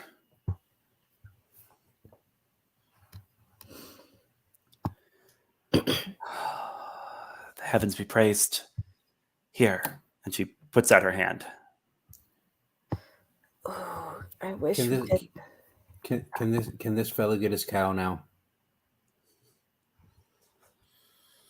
If you restore the diadem to me, I will allow you to cross the bridge and to find the animal this boy has been so intent on pursuing.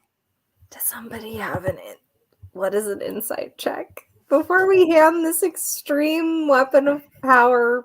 You mean like read a sitch or read a person or something? Yeah, to get some. Read a Well, statue? Search for the truth. Well, Caedun's too exhausted to try any of that stuff. He's just like, this is he's got tunnel vision, so somebody else is going to have to. I would be figure that happy part to out. give it a shot, unless you wanted to, Gilly.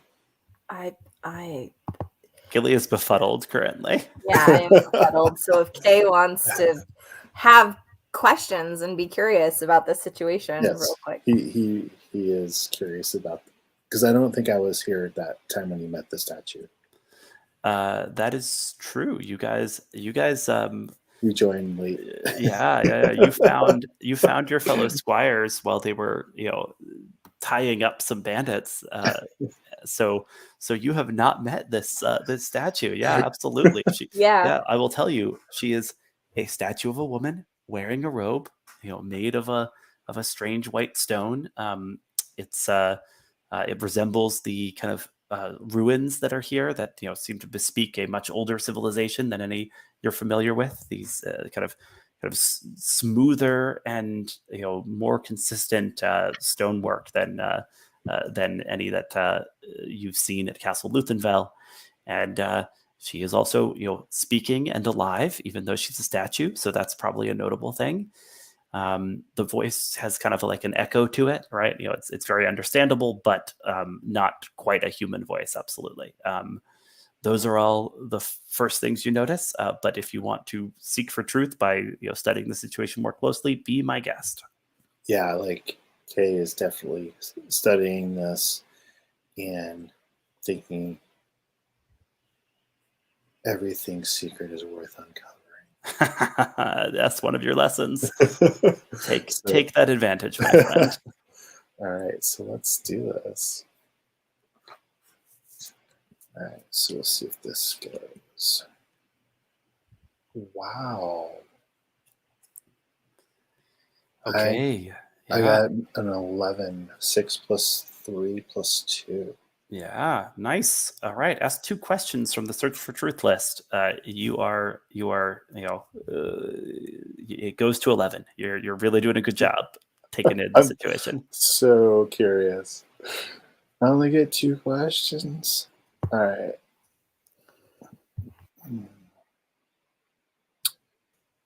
I just saw there it is. Okay.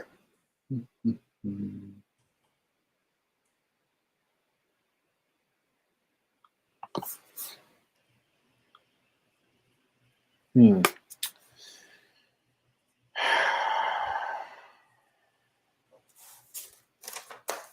I want to ask all these. Well, you have to pick 2. I know. Where's my best opportunity to make a difference will be one of them. And what danger or injustice needs to be addressed here. Okay. Good questions. Give me a sense of where you're going with your best opportunity to make a difference. Like what type of a difference are you hoping to make? So I think restore peace in the countryside by getting this special cow back for Hap. Yeah, it's a very special cow. Given what he's learned from his few conversations with Hap, that it's very meaningful, or it seems to be meaningful. So I think that's on his mind since we got all the way back here. I think Kay is thinking it's somehow thinking that this cow will make a difference for people in the countryside. It might indeed. I mean, what happens when you drink milk from a special cow? We don't know. So yeah, you spot that thing, that depression, that hollow, that runs round the brow of the statue woman, the way that clearly this diadem was meant to be worn by her, and so best opportunity.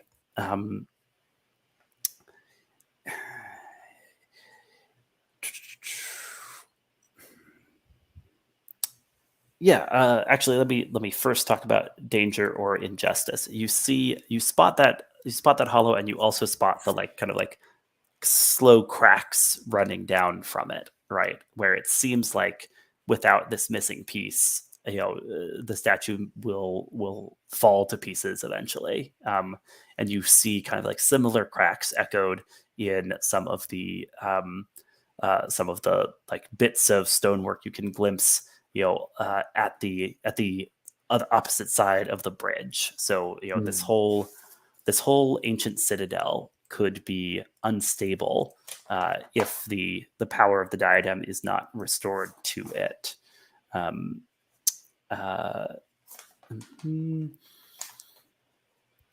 Best opportunity to make a difference.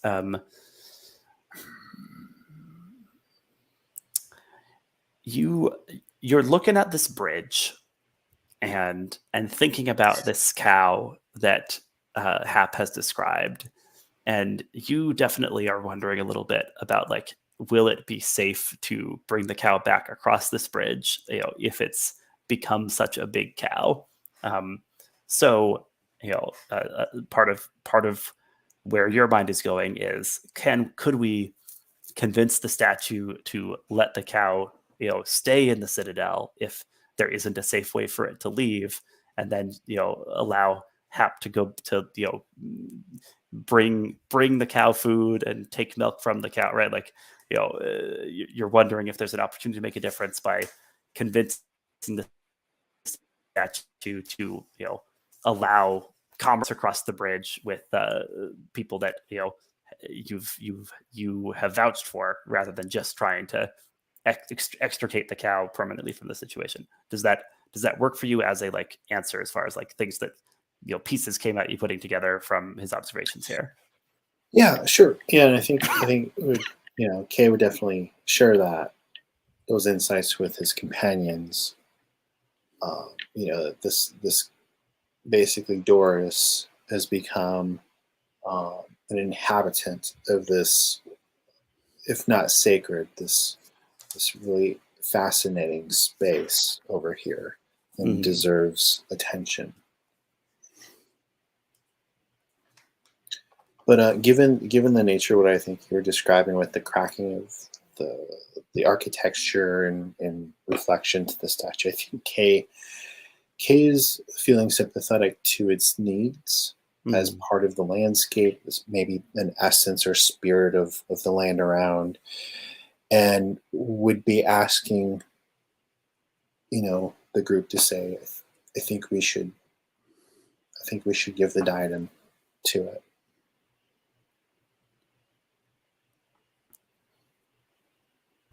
If you want, I can stay behind in case something bad should happen.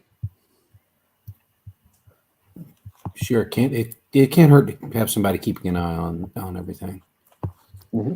Well, but I think Gilly would look around and be like, but Kay, we might need you. You know, you read books and stuff. I mean, we don't know what's in there. What if we have to decipher an incantation or something? But I think she like trusts, like innately trusts, like looks at Kay and is like, all right, if you trust it, then sure.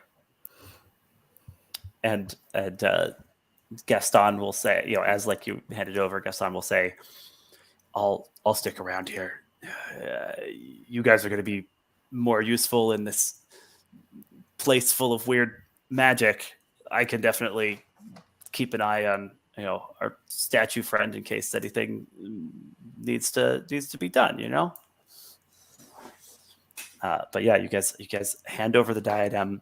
You know, the statue like lifts it up, you know, lowers it over her own brow, and there is a moment where there's a kind of like icy blue flash, right? And then you know, the like stone where it's cracked starts kind of knitting together, and you know, like slow sigh comes from her as she says, I am whole again, or becoming whole again. And she like, you know, like holds up a stone hand and like kind of like flexes it, you know, and she says, thank you. I did not know how much of myself was missing without this. You may pass and recover Haps, cow.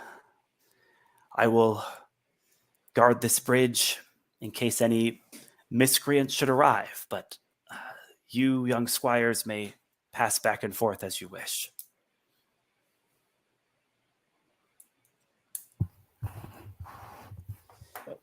Gilly nods enthusiastically and sort of like looks at Hap and is like,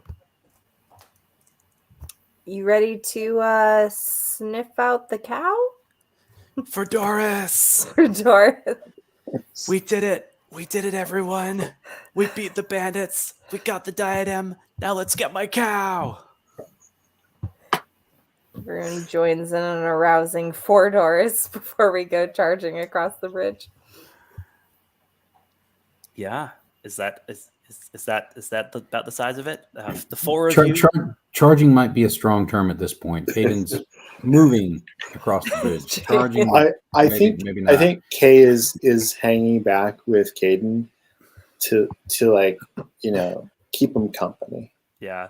I will point out the bridge doesn't have like, you know, railings on it, right? It's like this, you know, just flat, slightly slick, you know, white marble bridge spanning this you know, crevasse that terrifying goes down, you know, many yards you know, into the treacherous, you know, spiky rocks below. So charging possibly not the best approach. I don't know. Gilly gets a couple steps out and then is like, okay, carefully walking for Doris. Did she like, you know, think to herself, a moment's reflection only steadies a good action? Yeah, definitely is a yeah, if that prompted was like slight, taking a slippy step on that marble. Okay, wait a minute. All right. Yeah, absolutely. Kay, are you saying anything to Caedun as you're trying to be, you know, a comfort to him? It sounds like.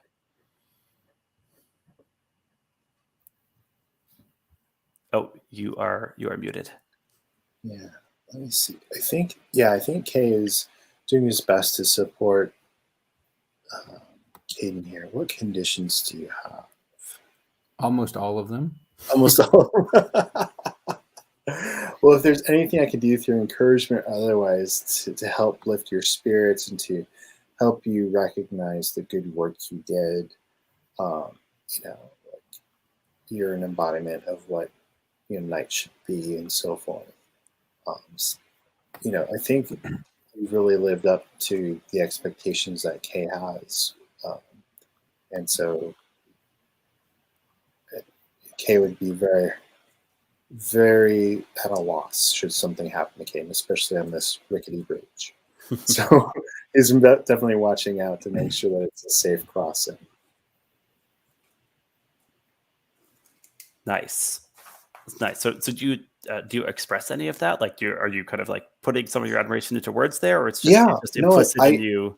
I think what he would be saying it in a way that would be less direct, because he doesn't know if Caedun would appreciate this or not, but almost like he's using a parallel language with some of the codes of honor or stories of other knights, and just mentioning them like as if he's just sort of sharing stories, but they're really reflections of what Caedun had been doing.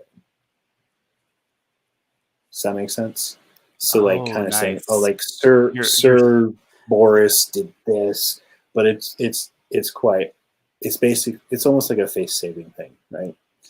Nice. That's great. You're like pulling out like tales of chivalry, but they happen to all like reflect things that Caedun has just done, ways he's been a leader. So it's kind of, offering encouragement, but not like direct praise, just in like being able to notice how he's like the knights. He's trying not to be a fanboy directly. Oh, that's very sweet. Well, when you offer encouragement to someone under a shadow, roll plus cheer. So Kay, go ahead and make a roll with cheer to see if you can present something, present some helpful encouragement to your friend Caedun. Definitely. Okay, let's see what we get here. I got a 7. I don't think I have any modifiers. That's fine. Yeah, 7 will do it, right? On a hit, your words reach them. On a 7 and 9, they pick one from below. So Caedun, you're going to pick an option from the boons under offer encouragement. You could pick My Spirit is Comforted and I Clear a Condition. You could pick We Find a Respite in Our Connection and each gain 1 heart. My Resolve is Steadied. I take advantage on my next move. Which are you thinking?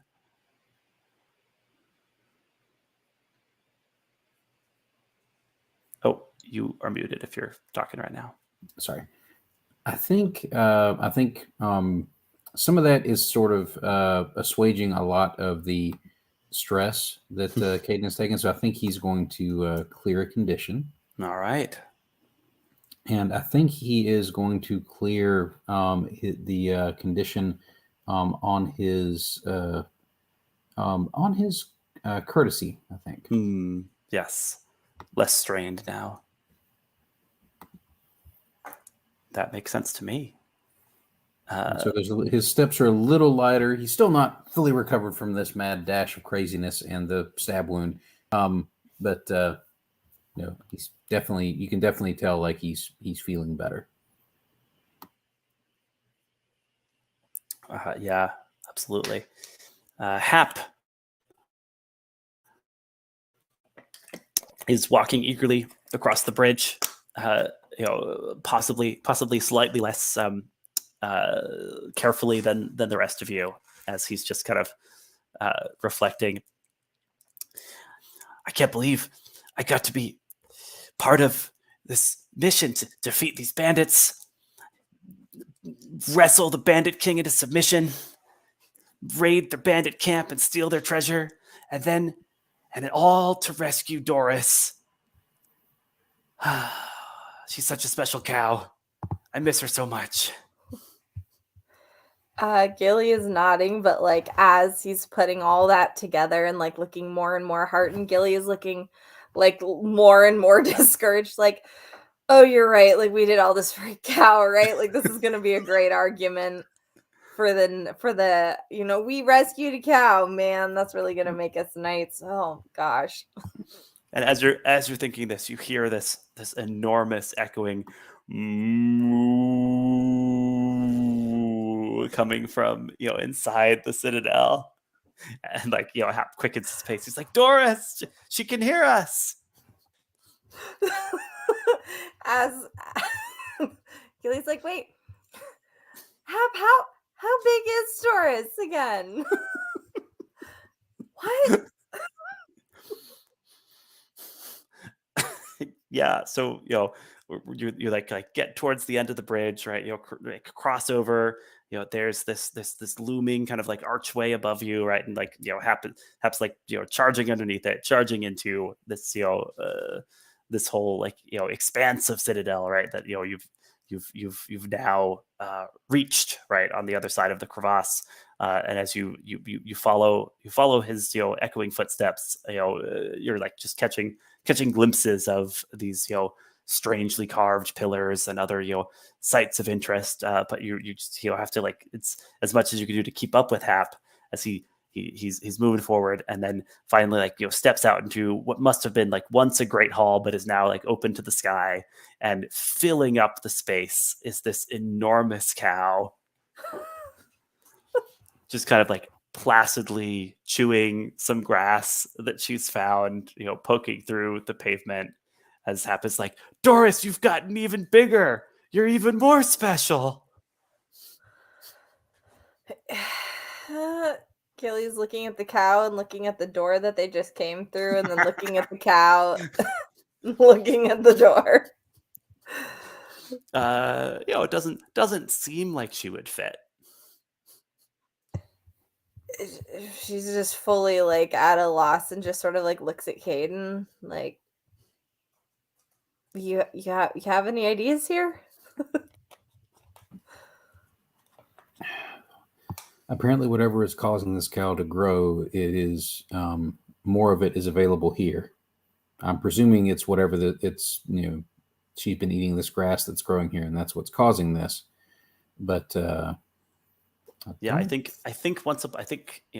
back in an earlier session, you'd been like poking around, investigating stuff. You found this grass with this like bluish glow to it that is clearly kind of basically it's irradiated by the magic of this place, and by grazing the cow near here, Hap has been making the cow really, really big, and she's even bigger now. Yeah, and I think Caedun just looks at Hap and looks at the cow and says, Hap, my friend, I don't believe Doris is going to be able to leave here. Oh, she could probably squeeze through. I'm sure it'll be fine. No, she will not squeeze through there. I look He's around like, to see he's any like of the patting archways her on her big flank as she kind of like moves.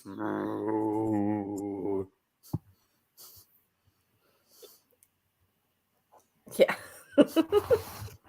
If only we had some butter, as he said in the comments. Yeah, I think Gilly's looking at Caedun and is like, is the doorway stone, like where we came through? Is it like a stone archway? Yep. Kind of deal. Yep. This whole, like, everything still standing in this place is made of stone. I guess we should look for pry bars, halberds. Maybe we can no, we're not going to be able to. It's magical stone. I didn't bring anything capable of breaking regular stone, let alone magic stone. Like I didn't bring like a pickaxe or anything. Maybe, in Wait. that vision. Oh, sorry. Did Kay have something to say? No, if you have something about a vision, please feel free. No, I think she's just like, so in that vision, I saw the Bandit King wielding all kinds of power with the diadem. Mm-hmm. Do you think the angel would be able to beam some of that this way? The angel, you say? This is an interesting statue? interpretation of your statue. Maybe right? A winged lady. maybe the guardian could help. I noticed when the diadem was returned that the cracks healed. I don't know if the guardian has any abilities to shape the rock here.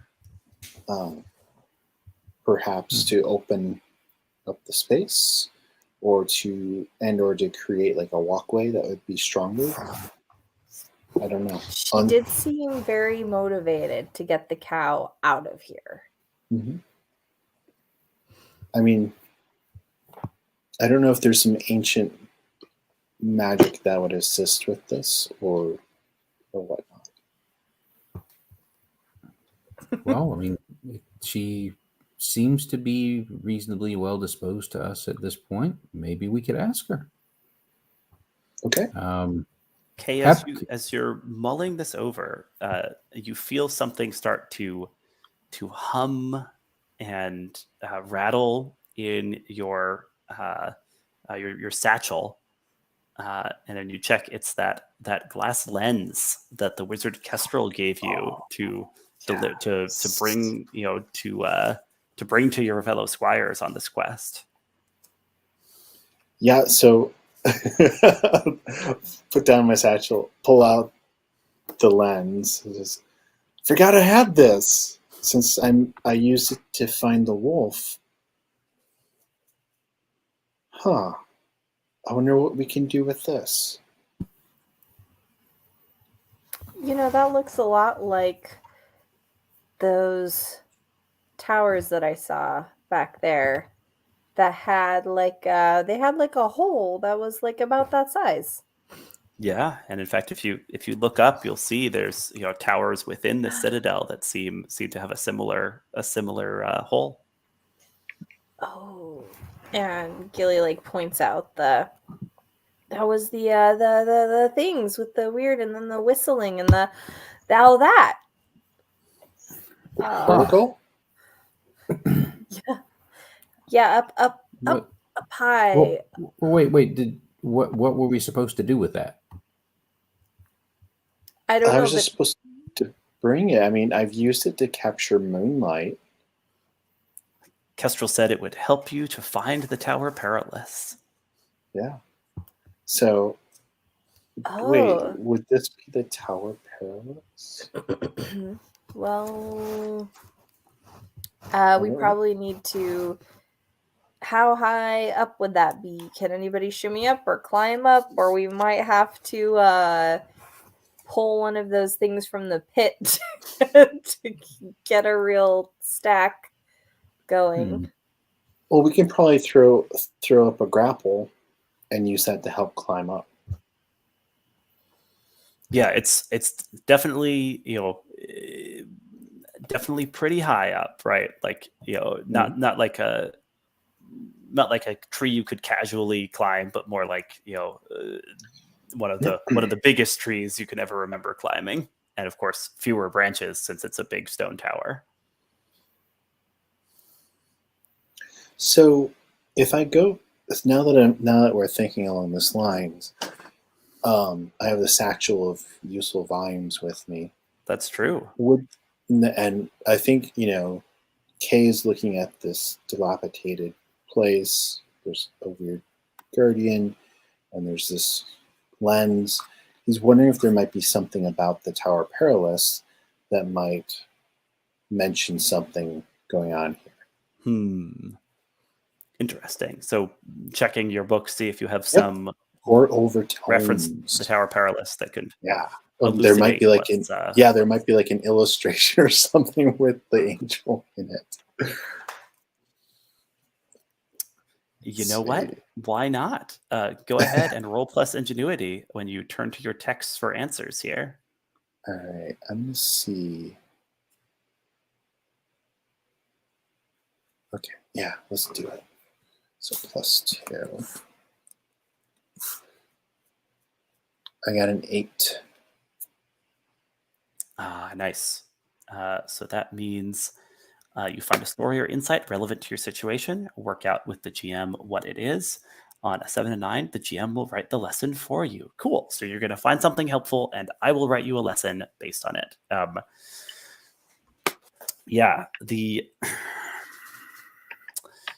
The story you find is of some folk hero from long ago, who allegedly reached the Tower Perilous, and some details in this story start to sound familiar to you, and you kind of you turn a page, you like find 2 pages that are like stuck together, right? And you like pull them apart and like see an illustration of the Tower Perilous you'd never seen before, and it's like up on a cloud, right? It's like this tower like reaching up from a cloud, and then like there's this like staircase of cloud stretching down from it to to a citadel down on the ground. And you realize that to reach the Tower Perilous, you have to ascend from a citadel. Perhaps there are multiple citadels, but you're at least in one citadel here. Maybe there's some way to get up from here to this this tower in the air. And I think the lesson is quite simply ever upward, right? Excelsior. To reach the heights, you must be prepared to climb and climb. So I think we see Kay like he's reading this and uttering it as he's reading it, deciphering it, and he's like maybe someone else is holding the lens and are like shifting it towards like at the citadel. Mm-hmm. I think Kay just absolutely pushes a hand so that the angle of it goes from like the base of the citadel to above the citadel. Do we see anything different at that point? Just to check, you're kind of you're turning the lens to kind of look upwards from the citadel to see if there's any kind of outline or any indication that the tower continues up in a way that we can see through the lens. Yeah, I think what you see is just kind of almost like optical illusion, but it like stays there as you like stare at it. Just these like these cloud stairs that seem to be stretching upwards from the top of some of these lens towers in the citadel itself.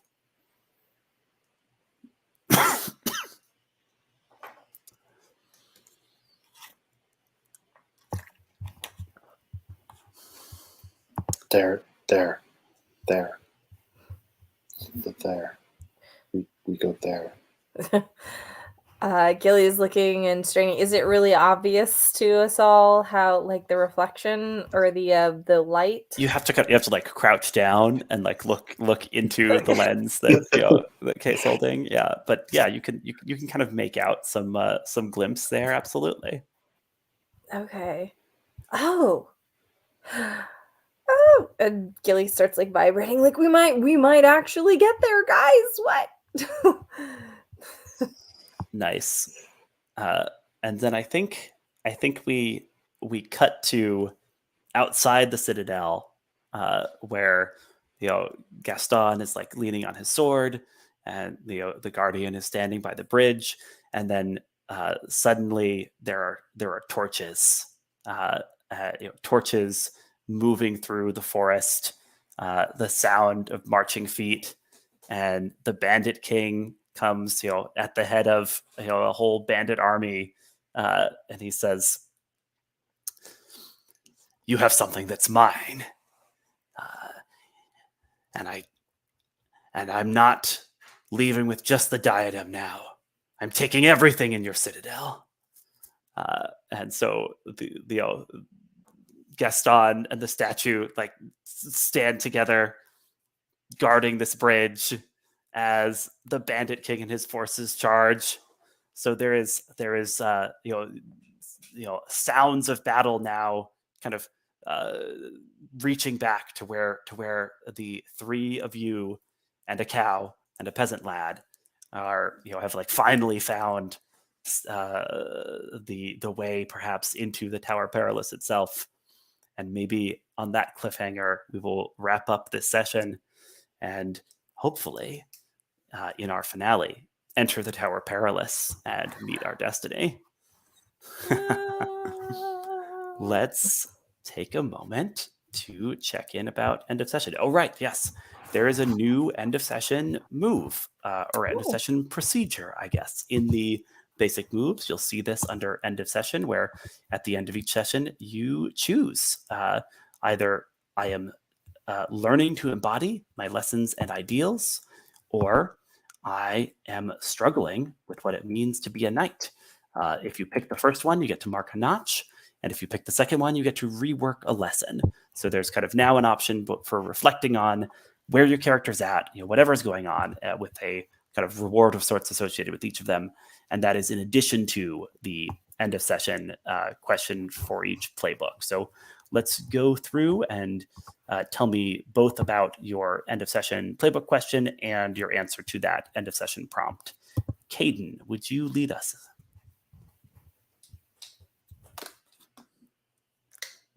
There we go. Okay. Let's see. Let me page down to my end of session question.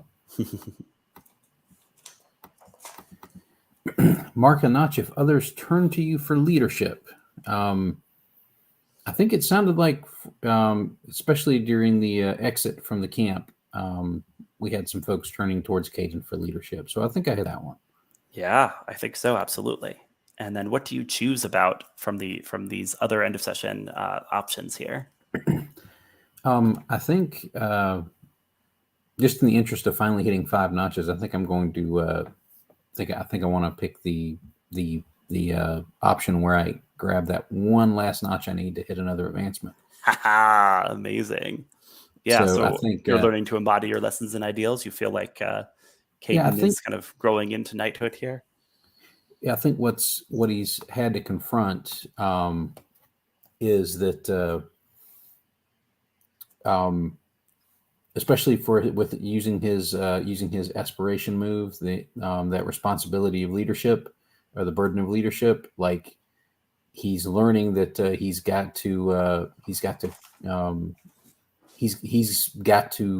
make sure everybody is where they need to be and is as safe as he can make them. So he's definitely like doing that leaders carry others and keep their pain to themselves. Like he was not sharing so much. Luckily the others like recognized that and like, helped out. But like He was really taking a whole lot onto his own shoulders.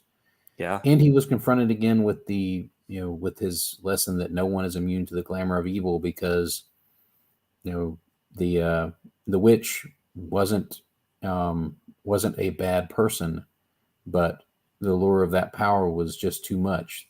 She'd had to deal with so much trauma and pain from her time during the war that it was enough to make her ignore like the obvious danger signs of trying to make use of that magic. Yeah, absolutely. Then Gilly, let's turn to you next. First check in with your playbook question, and then tell me your choice from the end of session options.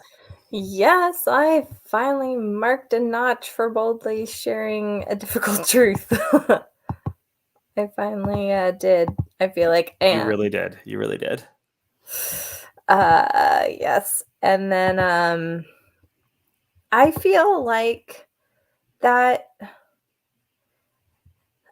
she is learning to embody her lessons. Like she reworked that lesson mid-session to include reflection. And I feel like adding nuance basically to a lesson. It wasn't like rewriting it entirely. It was, she didn't knock it out and replace it.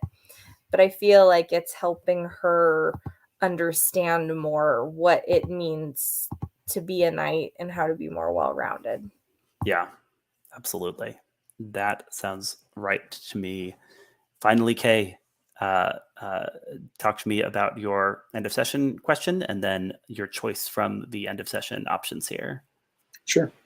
So I definitely feel that Kay helped resolve the tense situation peacefully with Ugretta inside there. Yeah, you forged a bond with her even. Yeah. And then I think I've either fictionally or with the mechanics have leaned into almost every of the lessons that we've got going there for him. So he's definitely feels like he's embodying it. He feels like he's getting closer to the group. And I think he really feels like his calling is strong here. Yeah, that makes sense to me. So go ahead and mark that second notch. Hey, more notches getting marked, and that's all for the good here. Thank you to anyone who's been tuning in. This has been Vow of the Knight-Aspirants to Seek the Tower Perilous, session 3 of 4. We've got session 4 coming up, and perhaps the Tower Perilous itself. I'll be excited to see what that's like. But till then, stay safe out there, everybody.